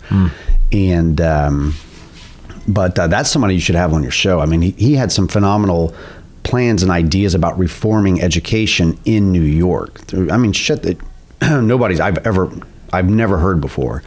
And I think while some people looked at him as being a lunatic, you know, because of these policies, they weren't. They're just so radically different than what we're accustomed to that it's hard for people to break away from this mindset of this is the education system I know. Like, you know, your class, and as you said, you know, an administrator comes in and wants to tell you how to run your class, even though they have not taught a history class in your lifetime. You know, it's kind of the same thing, you know, with ideas like what Larry Sharp has. And there's all these, we need different ideas about education entirely. Yeah. You know, the buzzword around, I keep seeing, I saw somebody share something today in town, was the reimagining of, like, we need to reimagine family law. We need to reimagine. Right. But I mean, and too, some people like, first person I heard say that was Cuomo. Of New York.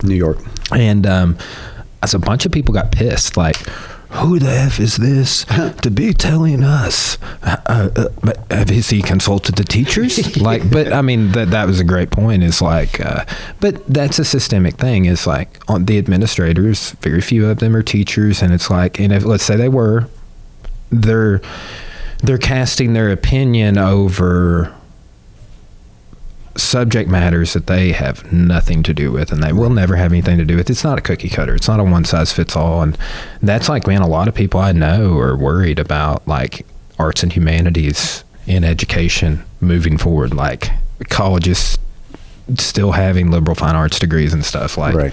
And I think that they will, but I mean, there's issues like with funding, and it's just like, it doesn't make any sense. Like when Tech's closing down, freaking out, saying they're not going to give students their money back, there was construction going on campus every single day. Like multiple projects. And they're going to keep the money though. Yeah. It's not the students' fault. It's like, literally, it's like you're worried about money, but it's like you are paying people's checks. Right. Week in, week out, whole crews of people with machinery. Like, no, I mean, no telling. I mean, like, they're bricking a building over there. They're that building that caught fire, they're rebuilding it. All of this, like, that's 2 different projects that are just like riding close, because I ride my bike through campus almost every day. Like, right. I'll leave here, go get coffee, and come back like by Phoenix and stuff on the other end. Right. And I'm just like, man, like, so they're spending a lot of money. They are. And like, when I was on campus, they had so many projects going. It's like, but they like, there's no parking garage. Like, there's hardly any place to park over there. Wow. That was an issue when I went to school there, and there's thousands more people per semester than there was. I think we had 10,000 when I was. So just kind of complete economic mismanagement. Yeah, of the university. Yeah, and it's like, and 2, like, well, luckily I was telling somebody with their business. Yes, we're fine. Like, we don't need to shut down again. That would suck. If we do shut down again, the government better give us more money, and we could sustain another shutdown like the one we just had, but we do not want to have to do that. Right. What this is kind of told me is like, okay, I was just saying that I had a plan for the worst thing. Right. Like, I really didn't. No, like, no, this is like, now it's serious now, fellas. Like, but man, I think that it's going to force a lot of, like we were talking earlier with digital broadcasting of city and state things. And like, I think that's the threshold that we're crossing as a society right now. It's like, this is the digital push. Like Dude, I've had some anxiety about this whole thing. Like, I've tossed and turned a few nights, but it's like I just try and keep going back to the silver linings of like, well, we got to finish remodeling the gym way further ahead than we would have been. Like, we got set up here in the studio. Like if we were full bore, like we almost are now, like normally Corey would not be teaching a kids class in the day, but we couldn't have kids summer camp. Right. Like, there are all these little things that went wrong. It's like, well, we can't count for that. We can't, count on that happening, where so many people didn't have their business set up to shit. Yeah. I mean, I can't. I mean, my military benefits barely get me to the end of the month. I mean, I've got a decent home. Yeah, I do. Yeah. It's my dream home. And so I'm limiting my life to, there's no, there's no extravagant spending. I'm not out shopping, big expenditures or, going on lavish vacations. I don't have it. I mean, I left the military, and through my divorce and custody proceedings, it decimated me financially, destroyed my credit. It just... Dude, when your attorney was saying that, like, holy shit. Like, well, but I was like, man, that's like my whole education. Yeah. Like, to get a master's degree, plus the interest while I wasn't paying on it. Right. You know what I'm saying? Like, I ended up it being about $65,000 was my entire education. Right. But, like, I'm paying that back hardcore right now, and I'm paying it back fast. But I think we have like 3.5 more years to pay it off. Right, you got a while. And that's like, dude, that's actually throwing half of my salary from the university. Wow. At it, right? Wow. That's like every month. So like, I'll be like, Corey, I need this for the podcast. She's like, you goddamn student loans. Student loans, Brian. Yeah, so... But man, I can't. That's one of the reasons I want to talk to you is because like I can't imagine, like, it was actually that last call that you lived when they were like, this is this many $1,000s, and you're like, for what? Right. Like, and I'm like, man, I can't fathom that. I mean, it sucks having to pay back my student loans, but it doesn't. Teaching is something I always wanted to do, and that's rewarding. And I will say, like, I lucked out, dude. Like, I know tons of people with PhDs who don't have a job, can't get a job. And I'm over here teaching full time, and they're like, dude, how'd you do that? Yeah. And I'm like, I just always was going to. That's all I can tell them. I was like, I just did what I was going to do. Like, I really just started adjuncting here in a full-time spot. A guy that's been on the job 30 years retired. So I was like, able to, and they were kind of like, hey, we would like you to apply for that. So some of it was timing. Some of it was timing. Just luck. Yeah. You were there. But too, I think like yourself, I would have been assertive enough. I wouldn't have wanted to go up against people with a PhD. Right. Right. Like, just out of, like, I feel like they would probably give that person the nod. I know it's someplace like Tech, but at the community college, there was a guy that works there that has a PhD that's older that was going to apply, and he dropped out. I don't know if just so I could have I could have it or what, but it's a young man's game, I guess. Yeah. Well, they do, like, if they play their cards right, I'll stay there for a while. Just in the short amount of time I've been there, I've never looked at my retirement because I'm totally financially irresponsible. Yeah. Corey runs everything. Stay away from it. Yeah. I'm just like, yeah, no, I'm just going to have these 2 jobs, and you just do whatever you want with. I'm just not financially motivated. Right. I'm like motivated to like do things like monetize my podcast and stuff like that. Right. But I don't. I'm like, are you there yet? Can you monetize? I'm not monetized yet. Okay. But I'm turning some corners, both like my views on the podcast. Like, I've had a couple hit over 5,000 views on the video. Oh, nice. And I'm starting to pop up on the gym and the suggested videos. So, but I've only been working diligently. I've only been putting videos on the gym for 3 years almost, and the podcast a couple years, but dude, just figuring it all out. Now I'm like listening to books on the topic, right, and talking to other podcasters. You're learning the industry. Yeah. And it's just like, first I had to learn how to hook all this shit up. Right. I can't do that. Before you got here, I was like, Yeah. I needed to plug the camera back in because I like moved it over here, and I was like, which hole is this going in? Like there's 3 here, and I think it goes into this one. Yeah. But then I was like Googling it, and then I had to do like a quick test. I was like, all right, we're good. We're good. But man, that's the sort of stuff I had to learn that kind of offset a little bit. But we'll say I kind of am I'm to a point where like I'm where I always wanted to be with the podcast. Right. Like this is like what you see in here is like the dream in my head. Oh, it is. Yeah. From a couple years ago. Oh yeah. So now I'm just like, all right, I'm going to set a big plan for the podcast, and then I'm going to try and accomplish that in a short amount of time. Oh, I like that. I like that. I actually, you're going to shoot big real fast. Like we're going to run. And I'm probably not going to get it. I'm probably not going to achieve all my goals, right? Well, you might not. But I'm definitely going to be way further ahead. Like I'm just going to dive in, man. Right. Like, cause That's the best way to do it. Got to the point where I'm releasing a podcast. I've got a schedule. Right? So Tuesday through Friday at 10, 12, and 2. 10 on audio, 12 on Facebook, 2 on YouTube. No matter what, I'm pretty much going to come out with podcasts. Like while I was traveling last Thursday, I didn't have it scheduled, so I just released it on Saturday. I released one on Friday. I missed a day because we were on vacation.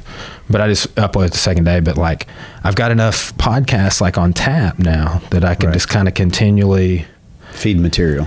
It'll be a lot better, I feel, when I get...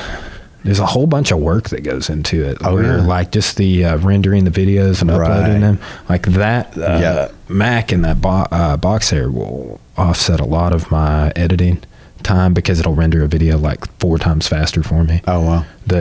So will mine do that? I don't know. What's the specs on your... Is it a solid straight drive? Do you know? Oh, God. See, that's the wrong guy. This is an Air. Ask me how to catch a catfish, man. Yeah, there you go. That's something I can tell you about. But this is a MacBook Pro, and I got a solid state drive, 512 gigs. But like, honestly, what I want to start doing in here is I want to get my own server. Oh, yeah. There you go. To where it's like, no, I don't like, I can save stuff from wherever. I bet you I can get one built. Yeah. I've talked loosely about the IT department at Morrilton. Like they're well, and I do know some folks at Tech too, but the guy that runs that is like a guru, dude, and he's got long hair like me. I told him like when I started working there, I was like, dude, I was kind of nervous being a long haired dude with a beard because at that time I had, and I was like, but then I saw you. And I knew it was okay. It was all right. Because this dude he's just a total bro, and he's funny. And but I've talked with him a little bit about doing that, right? And it's just like really just I would want to get the wholesale on the on the equipment. So what do you like? So the theme of your podcast, your YouTube, like what's the overall theme? Is it just kind of like Joe Rogan in general? I've been joking. I'm going to start hashtagging Arkansas Joe Rogan. But I like that. Well, okay, so Arkansas Joe. It's the culmination of all the stuff I have going on, right? So I do these spin-off jiu-jitsu and MMA shows, right? And we're going to start on Sunday mornings. I work out with one of our boxers, right? He got second Golden Gloves last year. Nice. He's 20 years old too. Wow. He's had 15 fights already. Been with me since he was. How big? 16. 165, 175. Okay. Usually. That's a big teenager. Yeah. So like what we're going to start doing, like I work with the instructors for jiu-jitsu at 6 and I work with him at 7. Then we're going to start like every Sunday as a part of like work, and we're going to do some mitts and shit like we always do, but we're going to watch a fight. We're going to podcast it. So Boxing Unraveled, right? Ooh. So like I got these spin-off shows about combat sports. Mm-hmm.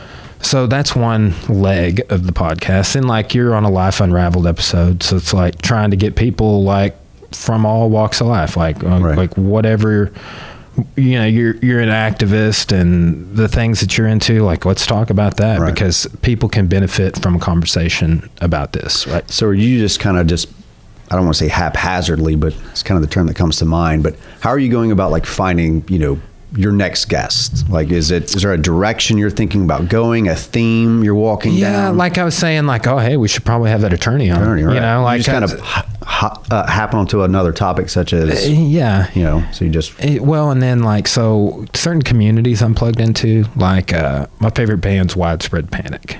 right? So like, I've not heard of them. a lot of people haven't, surprisingly. What are they? They rock?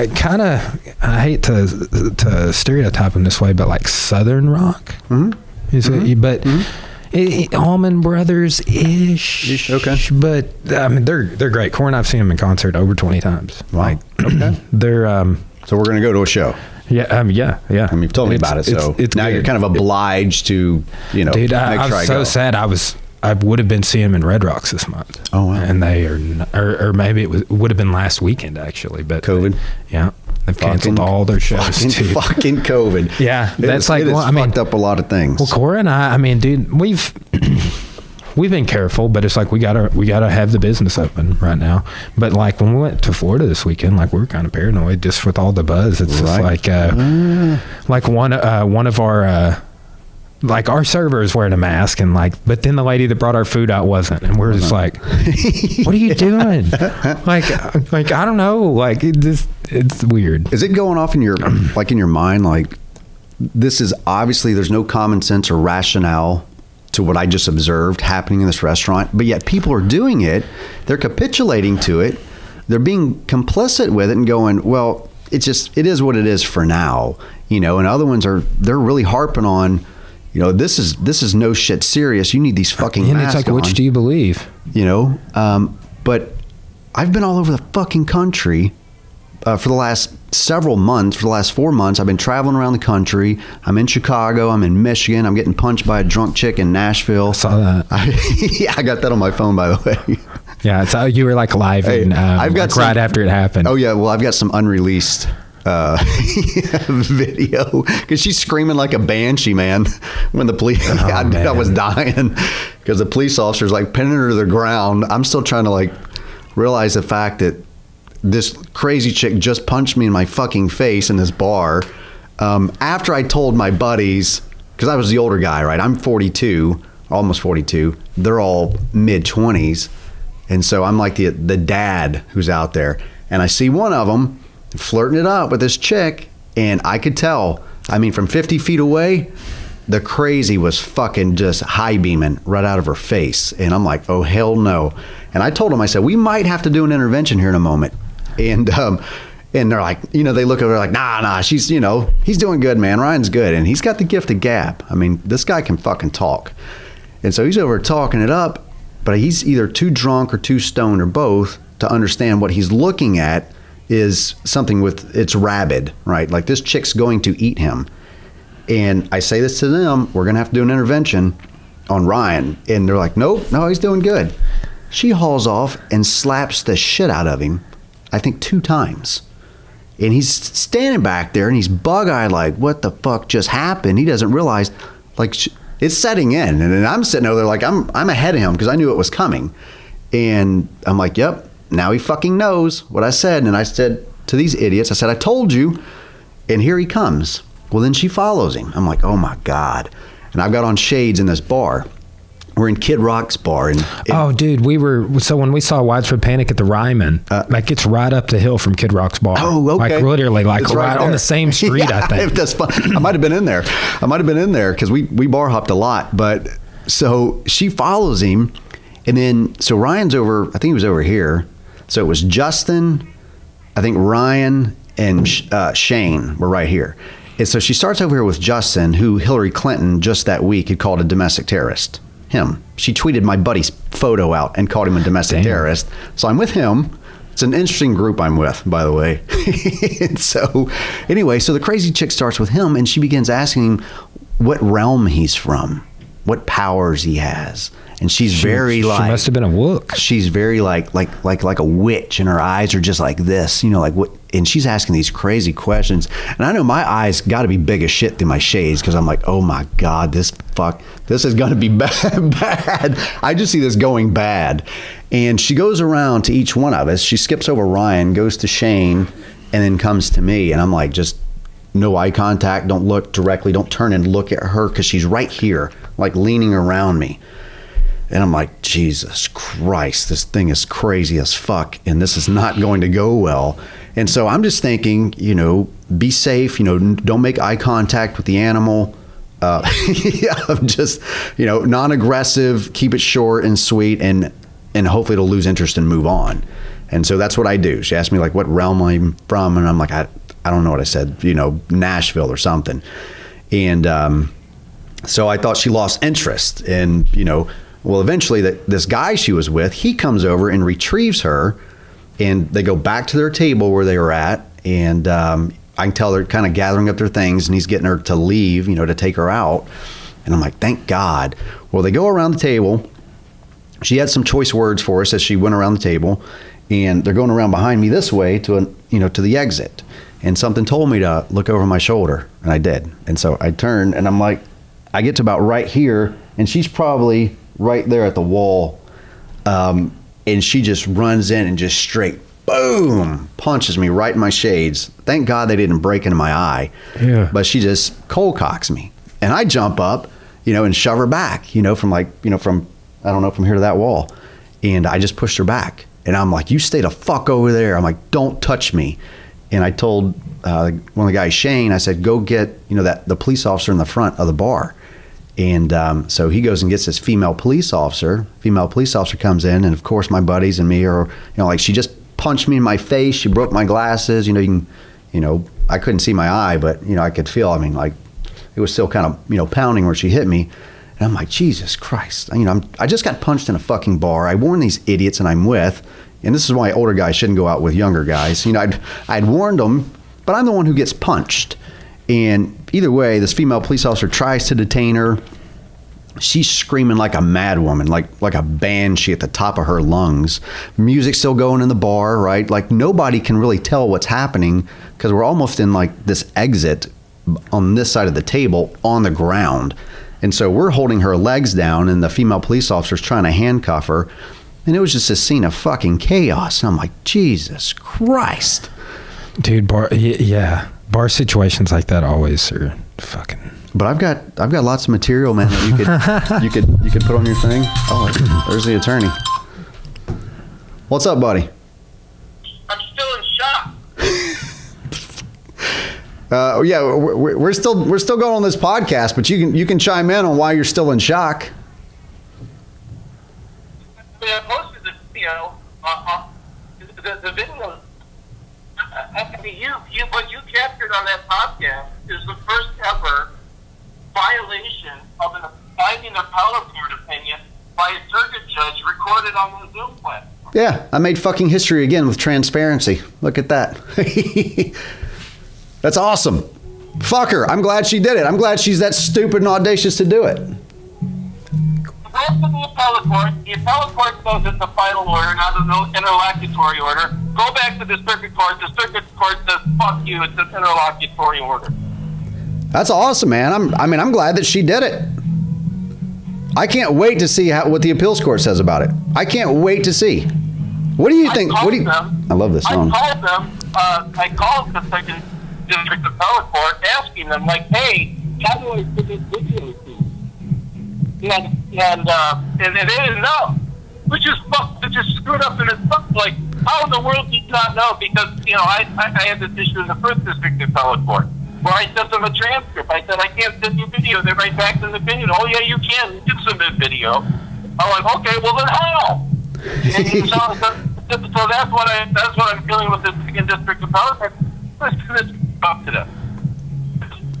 I'm going to send this video up to them, and they're going to see for themselves a circuit judge openly defying their order. That's going to be awesome. I can't wait to see how this plays out. I'm excited. I think we're going to have some great fucking material on due process rights here real soon. I think it's going to be fucking big. We're now what? A week? We're now what? 5 weeks into Zoom hearing? And we got due process rights and the binding appellate court opinion violated on video. Yep. We need to start documenting all these wins so when we lobby for and make the argument that cameras should be broadcasting out of every courtroom in the nation. Every family law one anyway. I already videoed to 4 or 5 different news outlets. How in the world are they not going to follow this? Well, maybe we'll go ask them. Telling them for months. Maybe we'll take a podcast into the news stations and ask them why they're not they are not, we'll get that out to the general public ourselves. So we'll just go into the news stations and we'll ask them. We'll pull up the emails and show them where we sent the evidence to them, and they're not reporting on it, and they can tell the people why. There's nothing stopping us from going right back to the mainstream media and holding them accountable, right? If they're not going to report on it. This is so bad, Cash, that this takes us to another level. Like I am now we're in SOJ territory. I mean, she broke the law. I mean, she violated the candidate judicial conduct video. Maybe she did that to get substituted. Maybe she didn't want to eat the shit sandwich she knew was coming. I can't imagine that she would do that. That would be like ruin your career in order to get out of the case. That's not. This is bad. Well, yeah. This is any attorney that sees this. Even the people that are against this are going to see this and say, "Oh my God, that's bad." Because what are they doing? They're trying to do anything to prevent us from the appellate review. These people will do anything to make themselves shielded from any kind of accountability, any kind. Yep, that's what we're fighting. Well, that's why you're so fucking awesome, Ted. You know you're like the best attorney on the planet, right? Yeah. You're gonna be fucking famous one day, right? That's a Kash Jackson promise. I'm gonna get famous for getting disbarred. Yeah. No, you're going to become infamous for getting disbarred, but you're going to become famous throughout the rest of us when you do. Don't worry about it, man. I might lose all of my military benefits for the crazy shit I do. You never know. Well, wherever you go, dude, you make news. I mean, it just happens. So you're funny. You said you could make news on the podcast. You fucking delivered one. Yep. And they're going to get a lot more here real soon. Wait. All right. You know that hearing. I'm telling you, it's like this. I know this will get noticed. You know that hearing in person. She's doing that to fucking put me in jail. Oh yeah. That's going to be a 6-month one right there. Oh yeah. So I tell you, if I appear in person, I'm going to be in jail for 6 months. You know that, right? You're not going to. You know, she's not going to give me no fucking 3-day or weekend. That's going to be a 6-monther. They're going to try and shut me down for a while. In fact, under no circumstances are you stepping foot in that courtroom. Awesome. Well. Under no circumstances. I mean, I've changed my view completely. And I'm prepared to SOJ her. Good. Fuck them. We'll go through the whole courthouse. I mean, this is SOJ shit. We'll go to the Chief Justice. Can we get him down there? We'll just go through his entire lot of fucking judges. I'm going to plead in the appellate court to have her reassigned. Hey, can we? And hey, how about we start a petition to have the fucking the Chief Justice of the court to have him fucking pulled out of office for not overseeing his judges. We'll cause a bigger stir there in the county. We can cause a bigger stir in the county. I think she's going to get caught. I'm going to put in my motion to establish jurisdiction that she get reassigned under 366A5. Okay. Well, you do what you feel is best. There's no circumstances are you going to fucking further proceedings. Not. I agree with you. I agree with you. You're not going to the court without your rights fully protected. Awesome. You're a great. I know. Yeah, those fucking court reporters lie too, and manipulate records and leave shit out. So no, hey. This is a fucked up. Yes, I mean, I don't know what it's going to take for them to follow. Hey, for that hearing, we need to have Jim Bedell. Jim Bedell needs to be there as my ADA rep. So as my attorney, I'm requesting that my ADA rep, Jim Bedell, be present and that they make accommodations suiting, i.e. cameras and recording devices. Yeah, well, I mean, yeah, I like that. I like that idea. Yep. We absolutely need to do Bedell. Yeah, Jim Bedell has already agreed to be my ADA rep, and he has already agreed that they are abusing me, using the judiciary to do it. We need to get moving on that immediately. So, but get Jim involved, and we'll have Jim to be there to intervene at many points in time during that hearing. Dude, I'm telling you, what you're sitting on right now is absolutely dynamite. Good. Dynamite. Good. We're gonna blow them up. We're gonna just. All right, I'll talk to you later, man. I'm still in shock. I'm just in fucking shock. Not me. I'm not in shock at all. I'm happy. It's just how badly they did. I'm happy. I can't see the reason, and she says because it's an interlocutory. When the appellate court opinion says it's not an interlocutory order. You can't fucking come in and say the three court justices wrong. You can in Lake County. You can in Lake County. No holds bar. I mean, everything that you've been talking about is now proven on video. And it's not just her violating rights against you, it's her violating an appellate court opinion. Yeah, right. Violating 3 appellate court judges. If she's gonna disregard 3 appellate court judges, what the fuck do you think she's gonna do? Yeah, exactly. She'll tell some appeal court judges to go fuck themselves, and the general public thinks that they're going to behave and follow the law. They are not.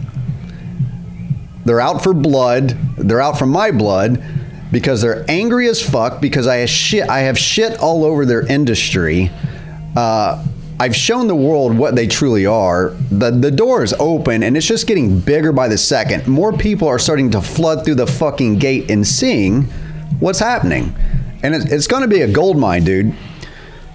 What she did it's a fucking gold mine, but it's just opening up the door to something far larger. Watch. I guarantee you there's a grand ass conspiracy in that fucking courthouse. They have weaponized that thing against anybody who stood up against them.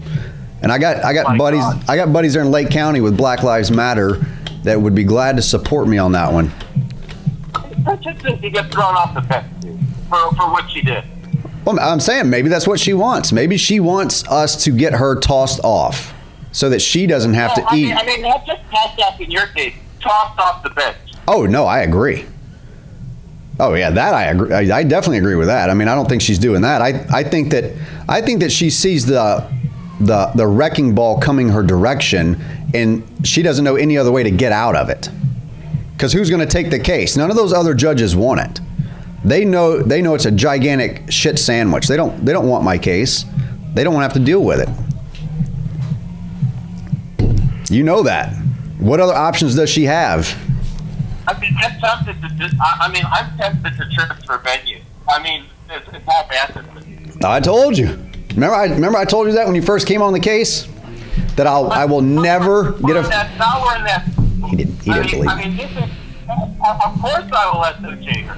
Of course I will associate her. She's not following the law. The complaint filed with the ARDC. We got to toss her, man. Hey, bud, I don't want to jump too soon, but I want to wrap up here with Brian. I don't want to keep his time busy with me. Yeah, I'll talk to you. Bye-bye. All right, brother, bye. Bye. See, people really don't understand the significance of what's transpiring in this country. Like, really get it. I mean, there is a war being waged against the state, and right now it's all underneath the surface. I mean, everywhere I look on social media, there's all of these cases.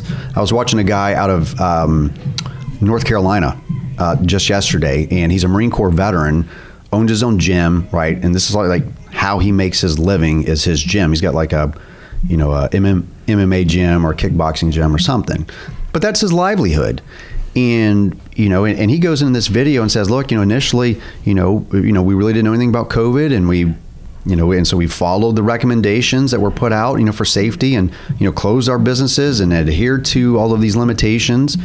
And But, then it kind of became apparent when they leave these big box stores all open, hundreds of people are now crowded into these stores, that it wasn't really like the business owners, the people who need their business open to survive, and their employees, because small businesses employ over half the populace. And so if it's like that nationwide and all these big box stores, chain stores are all open, Home Depot, Lowe's, Walmart's, all these are open, and all of these mom and pop shops, lumber mills, whatever, they're all shut down. Or they've given them restrictions on how many consumers they can have inside their business at any one time. And what does that do? It restricts the overall pool of businesses.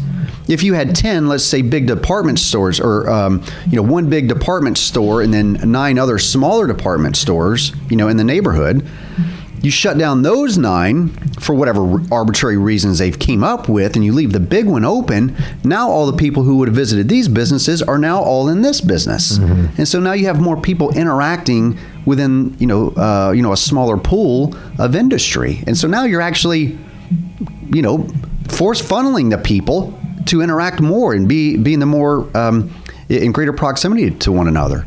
So it's self-defeating. It doesn't make any fucking sense to do that.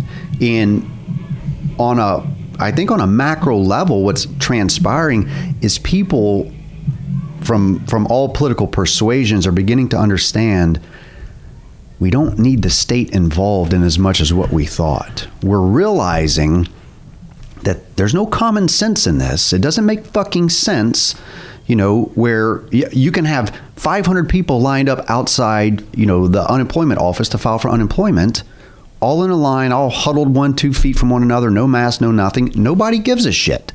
Nobody cares. It's like, including the people at the unemployment office that work for the government, that hate their jobs, and are going to do a shitty job. Like, they're going to treat you like shit. That's something I heard. I was listening to an old episode on vacation. I listened to these older episodes of Joe Rogan where he had this guy on who's kind of controversial. He's been banned from YouTube. His name's Stefan Molyneux. Heard of him? Oh yeah. I'm friends with him on Twitter. Okay, yeah. I actually hit him. I reached out to him. I haven't heard anything back. And be like, dude, will you come on my podcast? But I don't know if he's like super banned. Like, oh yes, because I can't, I'll come be on your podcast because I'm not as big as I was 5 years ago when I first started listening to him. Right. But he's talking about like privatization of things like the post office, like unemployment, where it's these places that we get shit service. And on that token of what you were saying about these big box stores, like those corporations definitely pay a smaller percentage of income of taxes than Cora and I pay. Oh, sure. For this business. Oh, yeah. And absolutely. Like, we generate a lot of revenue through the LLC. But in New York, they're talking about requiring restaurants and maybe hotels to get a different air conditioner, to a certain type of unit, which is like, it's people can't do it. It's not from what I understand, it's not financially feasible for most people to be able to do. Right. Some will. But it's like these same states, like those big box chain stores, corporations you just mentioned, Walmart, Lowe's, Home Depot, have been open without any air conditioning, anything for this whole time. Right. And it's like, that's what blows my mind, like with like Walmart. Like, no regulations, but it's like, look how much they contribute.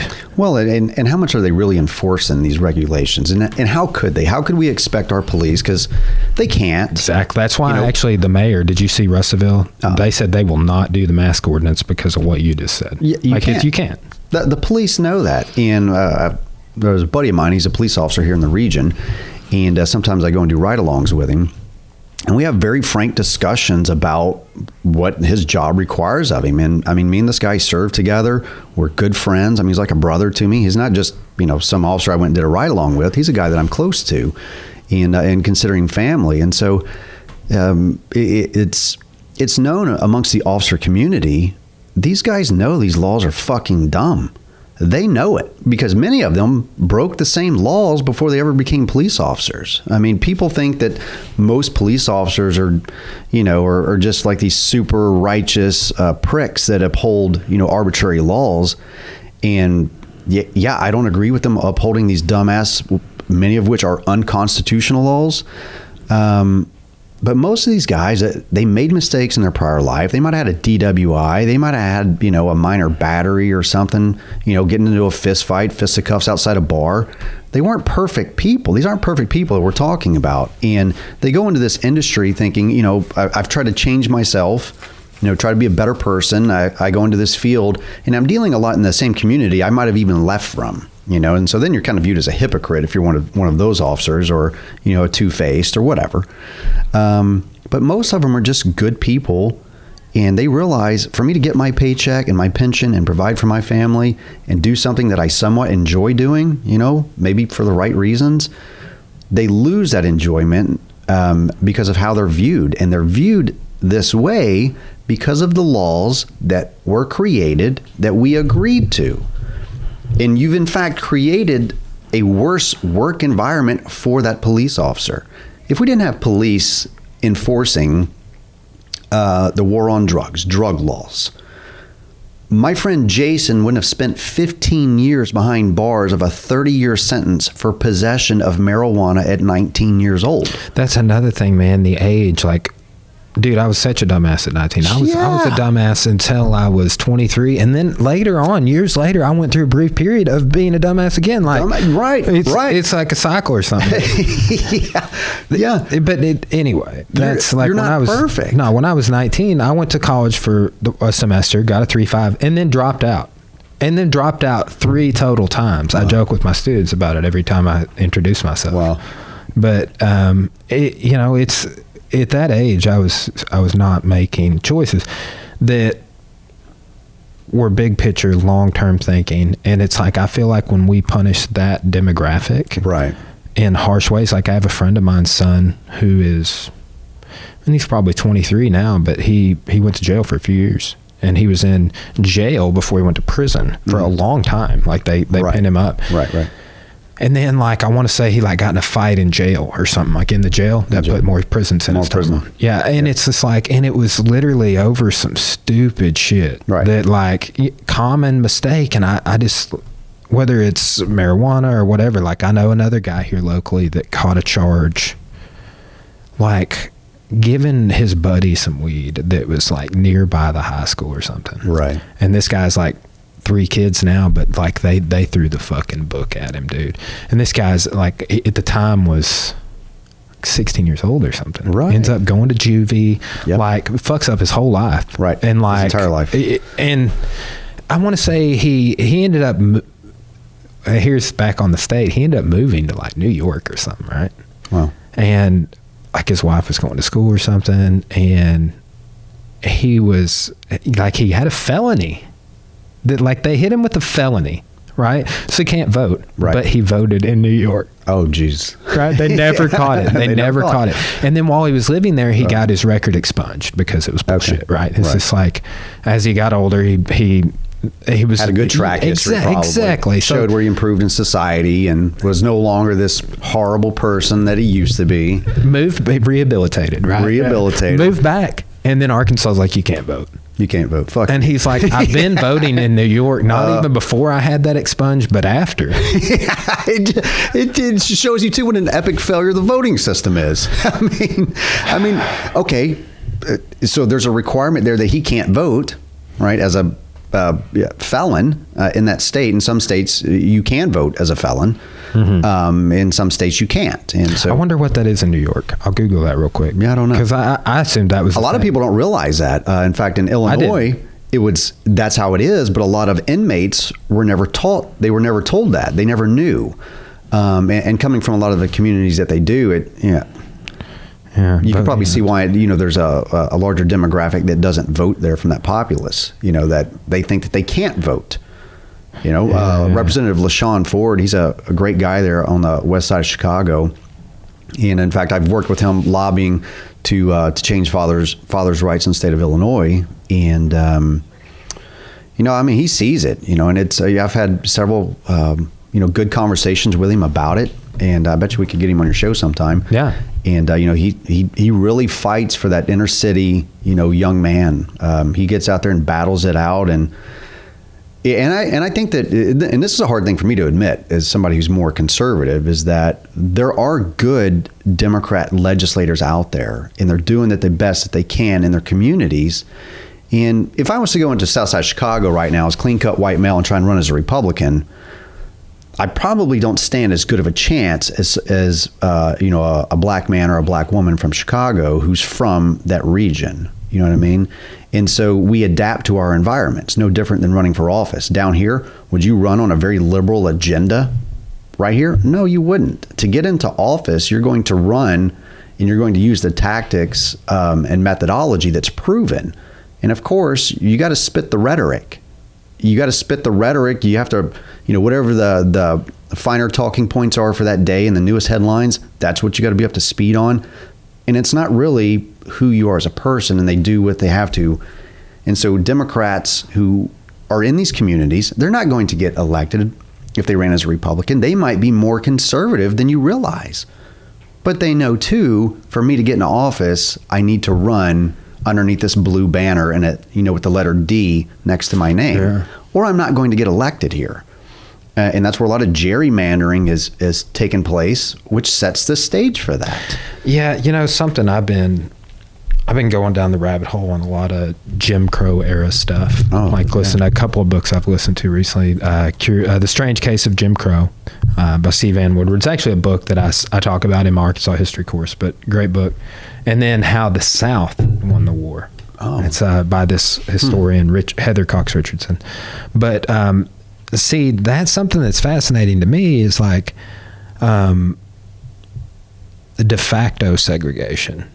Like, so or right in the post-Civil War as the West is expanding. So like this, Heather Cox Richardson kind of argues the point that's like, here's how the people who drove ideologically the Confederacy won the West. Wow. Right. And she hits on it a little bit, but like in the West and the North, segregation was de facto.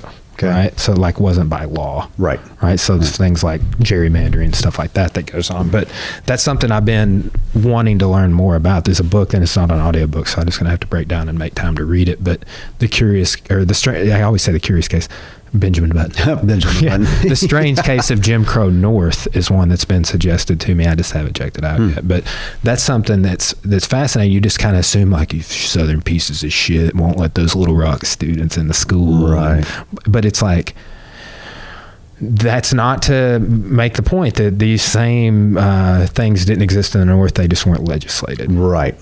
Absolutely. Yeah. Yeah. And if that's the case, in what all ways did they manifest to this day even? It's funny. There's this huge stereotype, and you probably see it or know it, that that the South is very racist, and it's not in the North. It's not as pervasive. And I have to say, from living all over the country, the most racist regions that I have lived in were up north, where it was more. At least it was more obvious. Like extreme north or like border states? No, like Wisconsin. Okay, yeah. Illinois. Do you have an opinion on that? Like, why do you think it is? I don't know. I mean, racism, is a deeply ingrained psychology that I believe, stemmed from, those eras of, where they did treat, blacks in such an inhumane fashion. And you have to, in order to treat a human being that way, you have to view them as not being a human being. Yeah. And so that in itself, I think, takes a very concerted effort, because everything the brain says to me, if you spoke French and you and I had never met, and you've got facial hair, longer hair, and I don't, okay, everything to my brain says to me on a biological or psychological level, you are a human being.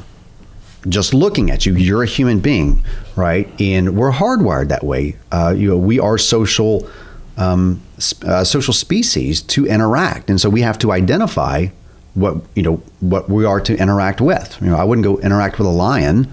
I'm going to interact with you, and so there's got to be a deep psychology to somebody that has to convince themselves that you, because of whatever arbitrary physical differences you have, you're not a human being to me. And therefore, I have the right to do something horrible and evil to you, whatever I want.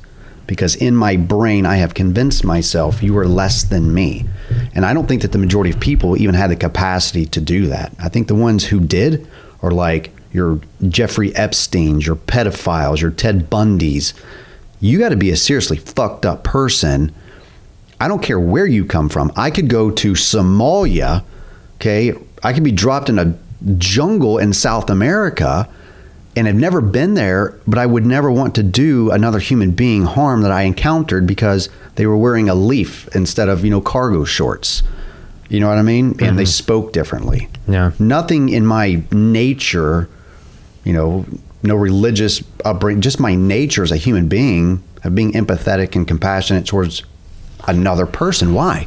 That's our natural instinct. Our natural instinct is to protect one another. If you are starving on the street, you get empathy isn't just an emotion. Empathy is a deep-seated part of our brain and our makeup to continue the human race. If you see somebody, that empathy, okay, is also naturally driven, not just from what you were taught as a child and by society that you help people, but because it's inherently natural to you to protect your fellow man, no matter where that's at. If you heard a child screaming, a baby screaming, you wouldn't know. It doesn't speak a language. It's just a baby screaming. But if you hear it, what are you instantly going to do? Whew. If you are a rational and a sane person, you're going to go and try and save the baby. Mm-hmm. If you're not, and you have the ability to disconnect from that, I think these are the people that are oftentimes, they are in office. They are judges. They are legislators. They are police officers. And they are seriously psychologically fucked. And they don't care what they do to their fellow man. Mm-hmm. But I don't think that the human species understands psychology to that degree. Like, I think that the slavery and everything else that passed down, it has been generational trauma. That why we have such widespread mental health issues is that, think about where they came from. 1776 kicked off for a reason. They fled England for a reason. Why? Well, what do we know about, and you're a historian, you can probably tell a lot more than I can, about the authoritarianism of England at that time. The things that passed down from generation to generation. Think about how they killed men, tortured men, did the most inhumane things to one another and their children. Now think about them raising children and their children. Yeah, you see what I'm saying? I think about that quite a bit, actually. And it, like, just with my parents' generation, I know, like, that's a great example, but I think, like with how I think about how my dad grew up, what I know about how my dad grew up, right? And I'm like, damn, like, how did, if anything, I think he probably turned out good. You know what I'm saying? Right, like he's, given his circumstances, he's a good person, but in terms of like some of the lack of empathy type situations that I've seen with him, it's like, okay, well, it makes sense but it's like I could see it being a lot worse based off what little I know about his childhood and stuff. I'm like, man, but yeah, that's But you know what I would bet? I would bet if you rewound the clock 20 years, he was a lot worse. Oh, yeah. Because whenever I look at you today, the average person will be the best version of themselves ever, right? I believe that. So whenever I encounter you, I mean, you might be 80 years old. When I say the best version, I mean as just a human being with the capacity to understand and have lessons learned and have went through life. You are the best version of you on that day. I went down the rabbit hole and just fucking lost it. Dude, I will say, like, and you, man, you're a very articulate talker, more so than myself, even though I talk a lot. No. But, no, man, like, you get to podcasting and having conversations and making points, and we're talking about something new, and dude, I get lost. Like one time, and I think about it a lot, I got lost in like the first 6 minutes of a podcast, and I was like, what was funny is I was telling a story about Dr. DeBlack, and I was like, And I do this sometimes, and I always notice also, like, because you just get curious. It is almost universally when I have not had a good night's rest. Oh wow! Like I don't lose myself in conversation when I'm sleeping well. It's weird, right? Like, so like I've noticed it a few times recently, because just with all the lockdown and like when we weren't coming to the gym and stuff, I had a few like toss and turn nights. I noticed that whenever sometimes I'll stutter. Yeah, I'll develop a stutter. I've had a little bit of that. I was just thinking, I had a little stint. It was when I first started working at the university, actually. So I don't know. Yeah, I don't know what the deal was, and I haven't noticed it at all. And I just noticed it for like a short little stint. It's almost like my tongue would drag on the. I bet you were, because you were lecturing so long. Yeah, man, talk and you weren't used to it. And podcasting and everything and teaching here at the gym, it's interesting. I would hear professors talk about that, like, oh man, I talked a lot today. I'm like, get over it, dude. But no, it's a real thing. I talk a lot. I mean, I do between. I mean, I live on the phone. I live on social. Like, it's my business, and I have to for what I do. Do you get monetization from Facebook? Or I just got approval for monetization of videos on Facebook. See, that's like my like I made a post the other day. Like, I'm getting way more traction on Facebook. Right. YouTube is like, it's not non-existent, but it's a slow trickle. Oh yeah, I saw where you'd posted about that. And I'm gonna make I learned some things and some new tricks I'm gonna implement, and things that I just wasn't doing I should have been doing. But it's like, dude, when I share a YouTube link on Facebook, like, people were telling me to do that. It's like, I get no fucking traction, guys. Like, yeah, I'm the same way. If I take, because I was developing one as well, my own YouTube channel there, and I have a few videos that are edited and ready to upload. But I also know you have to grow that following. Mm-hmm. And then, because I'm the same thing, I can take a YouTube video and put it onto my Facebook page, and it'll get like 3 or 4 views. Nothing. Yeah. I go and do a live feed in Tulsa, Oklahoma. There's 1,200 people watching at one time. Yeah. It's got 250,000 views within a few days. Dude, I've seen some of your videos. It's like I'm like, damn, at the live watches. Right. That's my thing too, is it's like, so by all direction, I'm being taken down the Facebook road, because it's already built. It's already there as my platform. My Twitter's got like 65,000. Wow. And if I combine them, and I don't do much with it. See, I've decided I'm going to make I don't have a personal Instagram. I have an Instagram for the gym and the podcast now. I put my clips on there for the podcast and other stuff too. But I'm going to make a personal Twitter for Brian Wilson. Right. And that's where I'm going to push whatever I got going on. Right. Well, people don't realize that's the place to do it. Brian Wilson could get on Twitter, and it's not unusual to have, say Donald Trump Jr. retweet something of yours. It's not that unusual. He's retweeted my stuff a couple of times. I've had, I'm friends with Sergeant Slaughter on Twitter, man, and Jenna Jameson. Wow. I'm like my childhood dreams are coming true on Twitter. But the funny thing is, I don't really run it. In fact, there's another guy, Brian. I won't say his last name, because he's right in liberal Chicago, and he's in the Union, and they're very Democratic, very liberal leaning there. And he's a staunch, hardcore Republican. Like, he's like hard right Republican, but he's good with my Twitter. And so, really, like, I don't know if Joe Biden's actually tweeting his shit or not. I'm pretty certain that he's not. But, it's like the same thing for me. He's able to grow my page. He's able to grow my reach. It wasn't unusual for me to be getting, 15 to 20 million impressions with a following of 65,000. Mm-hmm. So the reach is going. I'm like, it's getting out there. That's amazing. It's hitting a lot of people. He knows how to do it. But then, I'll look on Twitter, and one day he says to, he's a famous NFL player that plays for the Houston, for the Texans. And so that football player had tweeted something that Brian didn't like. And so Brian says, from my account, you're a pussy to this guy. And I'm having my morning coffee, one morning, and I'm going through my Twitter, and I look at it, and I'm like, so Brian on my Twitter account was like Brian Urlacher, I don't know, a pussy. And I'm like, I nearly spit my coffee out. I'm like, because I'm flying out of Houston all the fucking time. So I'm like, I could encounter this guy and get my neck wrung in the airport, in fucking Houston airport, because of Brian and his spontaneous tweets. So it's a double-edged sword. Yeah. He helps to grow my page, but he does risky shit too. That I'm like, I send him a picture of the football player, and I don't remember his name, but he's big, yoked, jacked up dude, and let's not go after this guy. I'm not a black belt in jiu-jitsu. I'm a blue belt, and I haven't rolled in a while, so I'm not that confident to take on somebody that size who might be pissed at me. Get up a running speed and hit you. Right.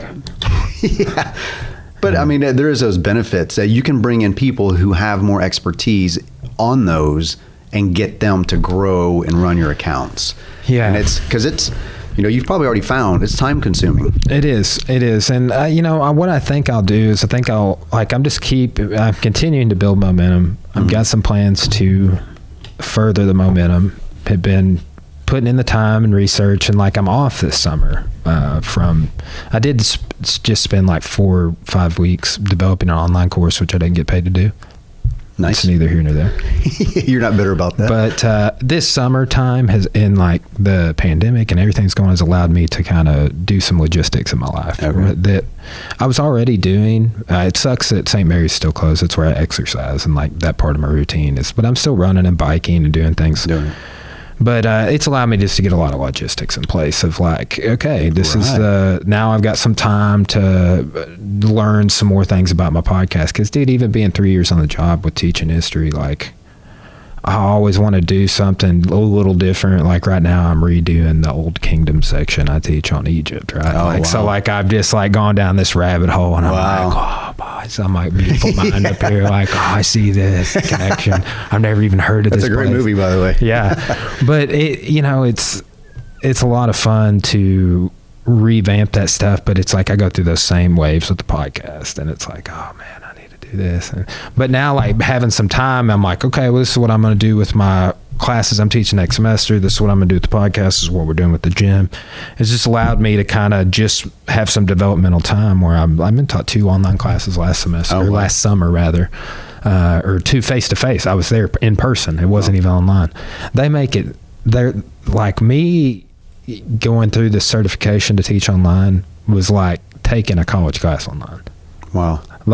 I was you guys assigned me more stuff than I assigned my students. That's crazy. It was, I tell you, I took a course in an undergraduate called Intro to Educational Technology. Total fuck show. Total waste of time. But it costs $3,000 or however much it costs. And more government layers. Yeah. Probably. And it was just hey, look at this app. Figure out how to use it. Oh, you wouldn't use that for history? So? It was just but man, it was very much so that. It's a cookie cutter process. And, and countless professors older than me will enter into the class, and then they hit this point where I don't know how to do that. And then they don't finish it, and then they re-enroll in it the next semester. Wow. And I think there was 16 people in there, and I saw the final count on people that had posted to the final assignment was 7. Wow. And I was oh my God. I mean, maybe they got an extended deadline. I got mine done, fortunately. Wow. But I was even last semester, they wanted me to go through it, and I was teaching, and I was teaching, it's a semester before last that I went through. I was teaching Overload, which is an extra class. And I was just they wanted me to develop it, and I was just I didn't have time. Didn't have time. Sorry, not going to work on it at home. And just being off this summer is the only reason I got it done. I ended up going down to my office a lot to work on it because I have multiple monitors set up. And it's so much faster. And that's with what I'm getting set up in here.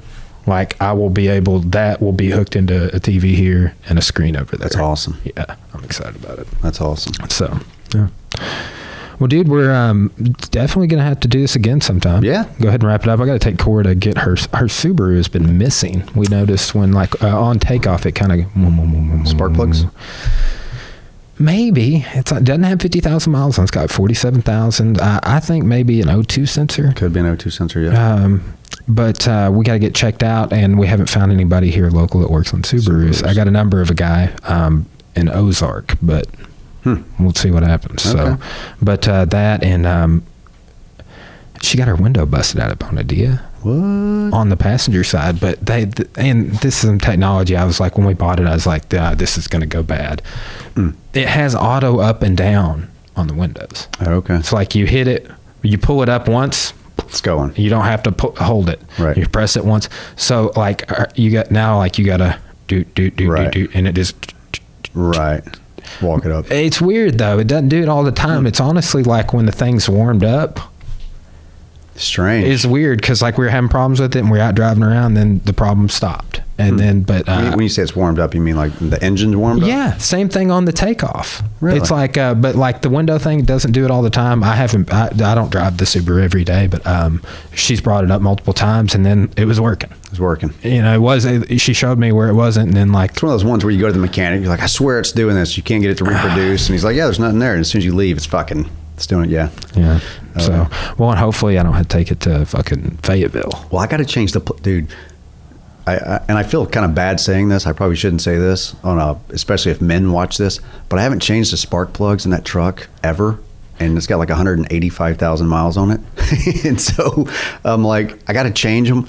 And now I've decided, because I'm such a procrastinator with some things, and this is one of them, as you can tell. But since I'm going to Orlando, I'm leaving here. I'm driving to Orlando. Oh wow, I've driven that 3 times.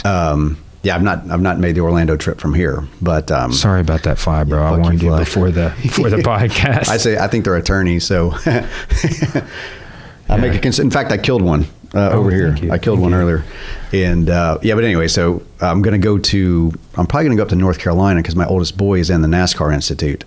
Oh, and I'm probably gonna take it up there and like, hey, let's change these plugs, me and you. He's 19, man. I've never done anything really with him, because his whole childhood I was still in the military. And so he's just now, on his own, just graduated high school last year and is wrapping up down at the NASCAR Institute. He's got a couple more months there. I'm like, fuck it. You know what? I'm going to go to Orlando. And man, I've been listening. I'm not done with it, and I don't know what the point is yet. Zen in the Art of Motorcycle Maintenance. Really? Have you read it? No. I haven't even heard of it. I think we should want to, right? Oh, yeah. But, yeah, this is a weird, interesting book. I'm only like 6 or 7 chapters in, but I was joking with people. I was like, yeah, I think it means that buy your bike online, not at Cars, because they have shit service, and they lost Core's bike. Mm-hmm. And then told me that I didn't bring it by. I was like, no, it's there. And learn to work on the bike yourself. There you go. Or you have like my dad and people can help me. Like I have people that can help me, but it's like I think the premise of this book is I think there's some other things going on. I got to wait till I get to the end. My psychology professor coworkers, like I didn't understand it till halfway through the second time. Wow. But moral of the story is like it causes a lot of stress and anxiety that we don't know how to work on our vehicles, but we have to rely on them so much. Right. And his point is like, hey. And like it's always about these interactions with like, I'd be like, Cash, dude, we can go outside right now, bro. All you got to do is this. And you're like, yeah, no. I don't have any time for that. And I would say the same thing about this, but so it's about this, it keeps highlighting these situations. This one guy kind of knows what to do to the bike. Mm-hmm. And this other guy and his wife are like so put out that their bike is messed up. Mm-hmm. Right. And are like, just like being irrational like human beings are, and then this guy wants to say something and sometimes he does, and they like lash out at him, and he's like, okay, I won't say anything. But it's made him like, gun shy. But it's interesting. It's like kind of like the moral that I've taken away so far, and I could be totally wrong because I got more than half the book left to go, is like learn to work on your motorcycle. It'll save you a lot of heartache. It does. Well, you know what? But not only that, people don't realize how much self-confidence you build in learning something. And because you go, great example, my friend Claire, very intelligent lady. She's a CPA, ran for Secretary of State there in Illinois on the Libertarian ticket. Her and her husband, Brian, very intelligent people, both of them just wicked smart. But Claire's an accountant, right? That's what she does. And Brian, he's an Uber driver. He's a political organizer. He's not really your Mr. Fix-It guy at the house. That's not Brian's thing. Me either, dude. I can't even put stuff on the wall. I'm not gonna lie to you. yeah, me either. But Claire, their dryer's broke. Takes it upon herself. Looks online at some YouTube videos. Tears her dryer apart, and I think replaces the heating element inside the dryer. And she posted it on social media, and I'm like, that is a magnificent example. Oh, dude, Cora changed a drain pump in our washing machine. Blew my mind. Dude, she pressure. I mean, I can pressure wash, but and guys still believe women can't do. She's Mrs. Fix-It, dude. Right. Not only that, I was joking earlier, but dude, she does amazing things with our finances. I can't. I would forget to pay for something, you know, and she would never do that. Oh man, I forgot to pay the credit card bill. That does not exist for her in her world. But for me, I'm if that shit isn't on auto repay, that's me. I don't have time. Yep. That may sound bad, but it's at the end of the day, I have 2 jobs, and then really all I want to do is this one thing that currently pays me nothing that I have to spend money on. Right. So it's right. What do you do? But she's super supportive, and she's we were talking she's the yin and the yang for me. Everything that I suck at, she's so good at, and vice versa.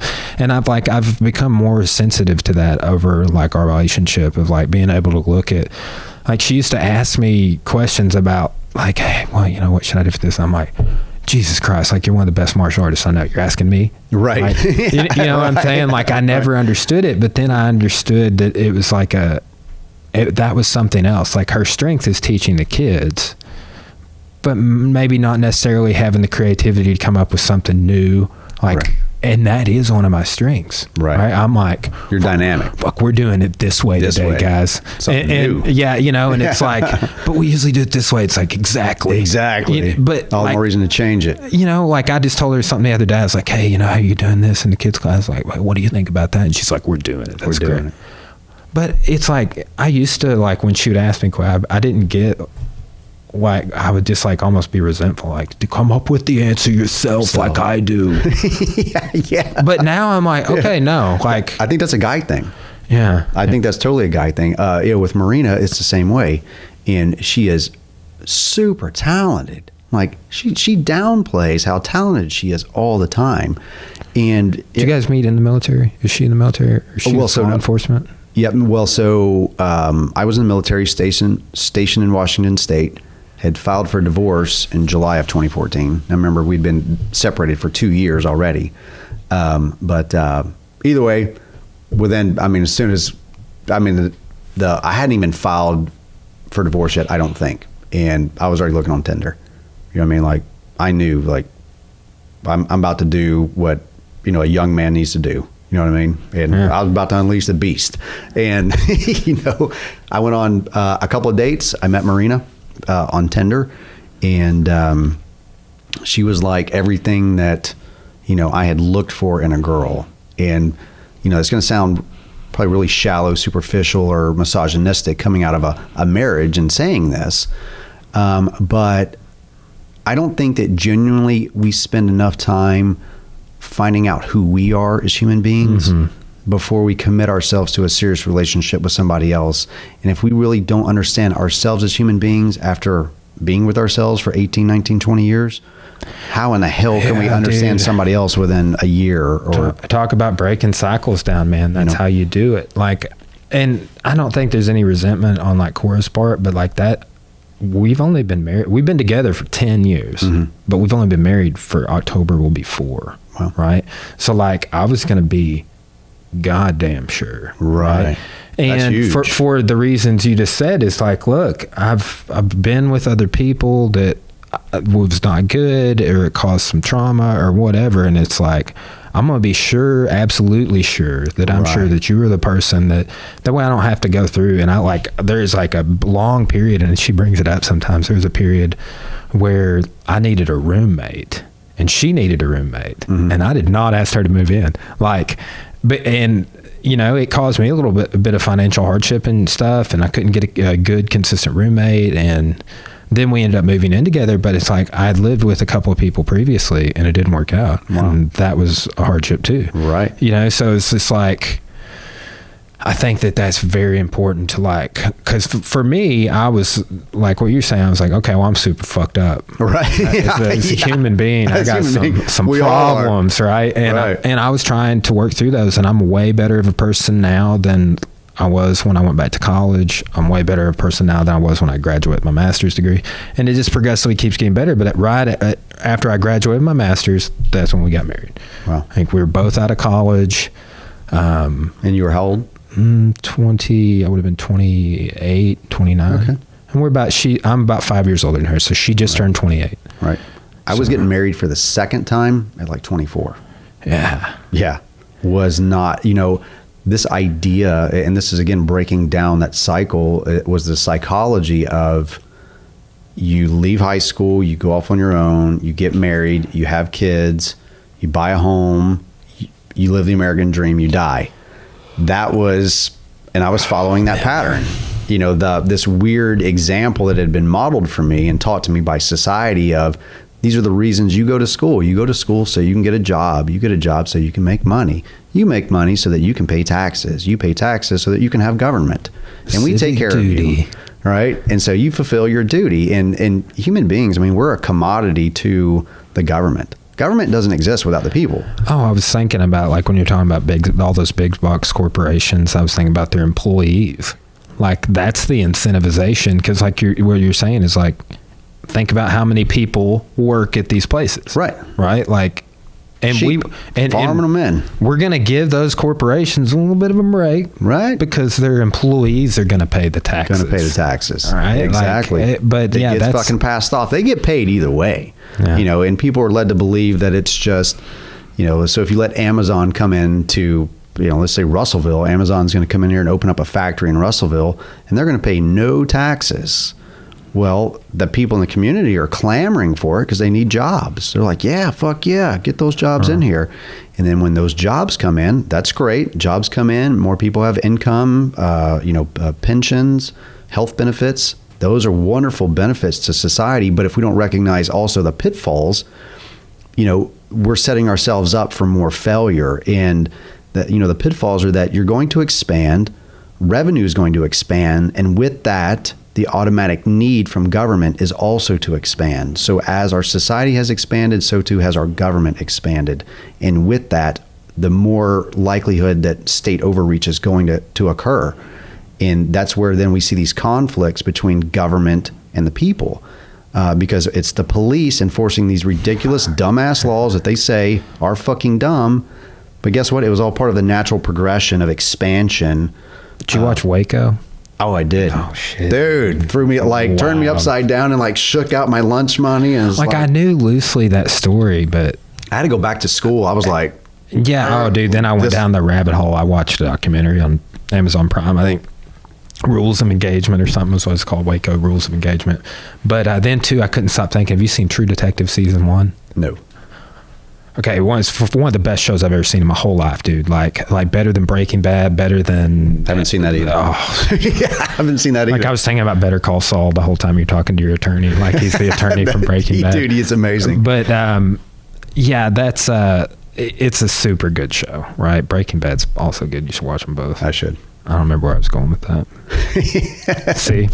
So we're hitting that. Well, we hadn't, we've taken a break or two, but we hadn't hit quite 3 hours. But we've been hanging out for about 3 hours. Yeah, you've got some good material though. I bet. Yeah. Oh yeah. I bet you can chop some shit up, and make something out of it. Yeah. Well, dude, let's just go ahead and wrap it up, and I'll right, when I get this edited, I'm gonna be dumping this computer today and getting that one up and going. So. Oh, okay. Okay. Yeah.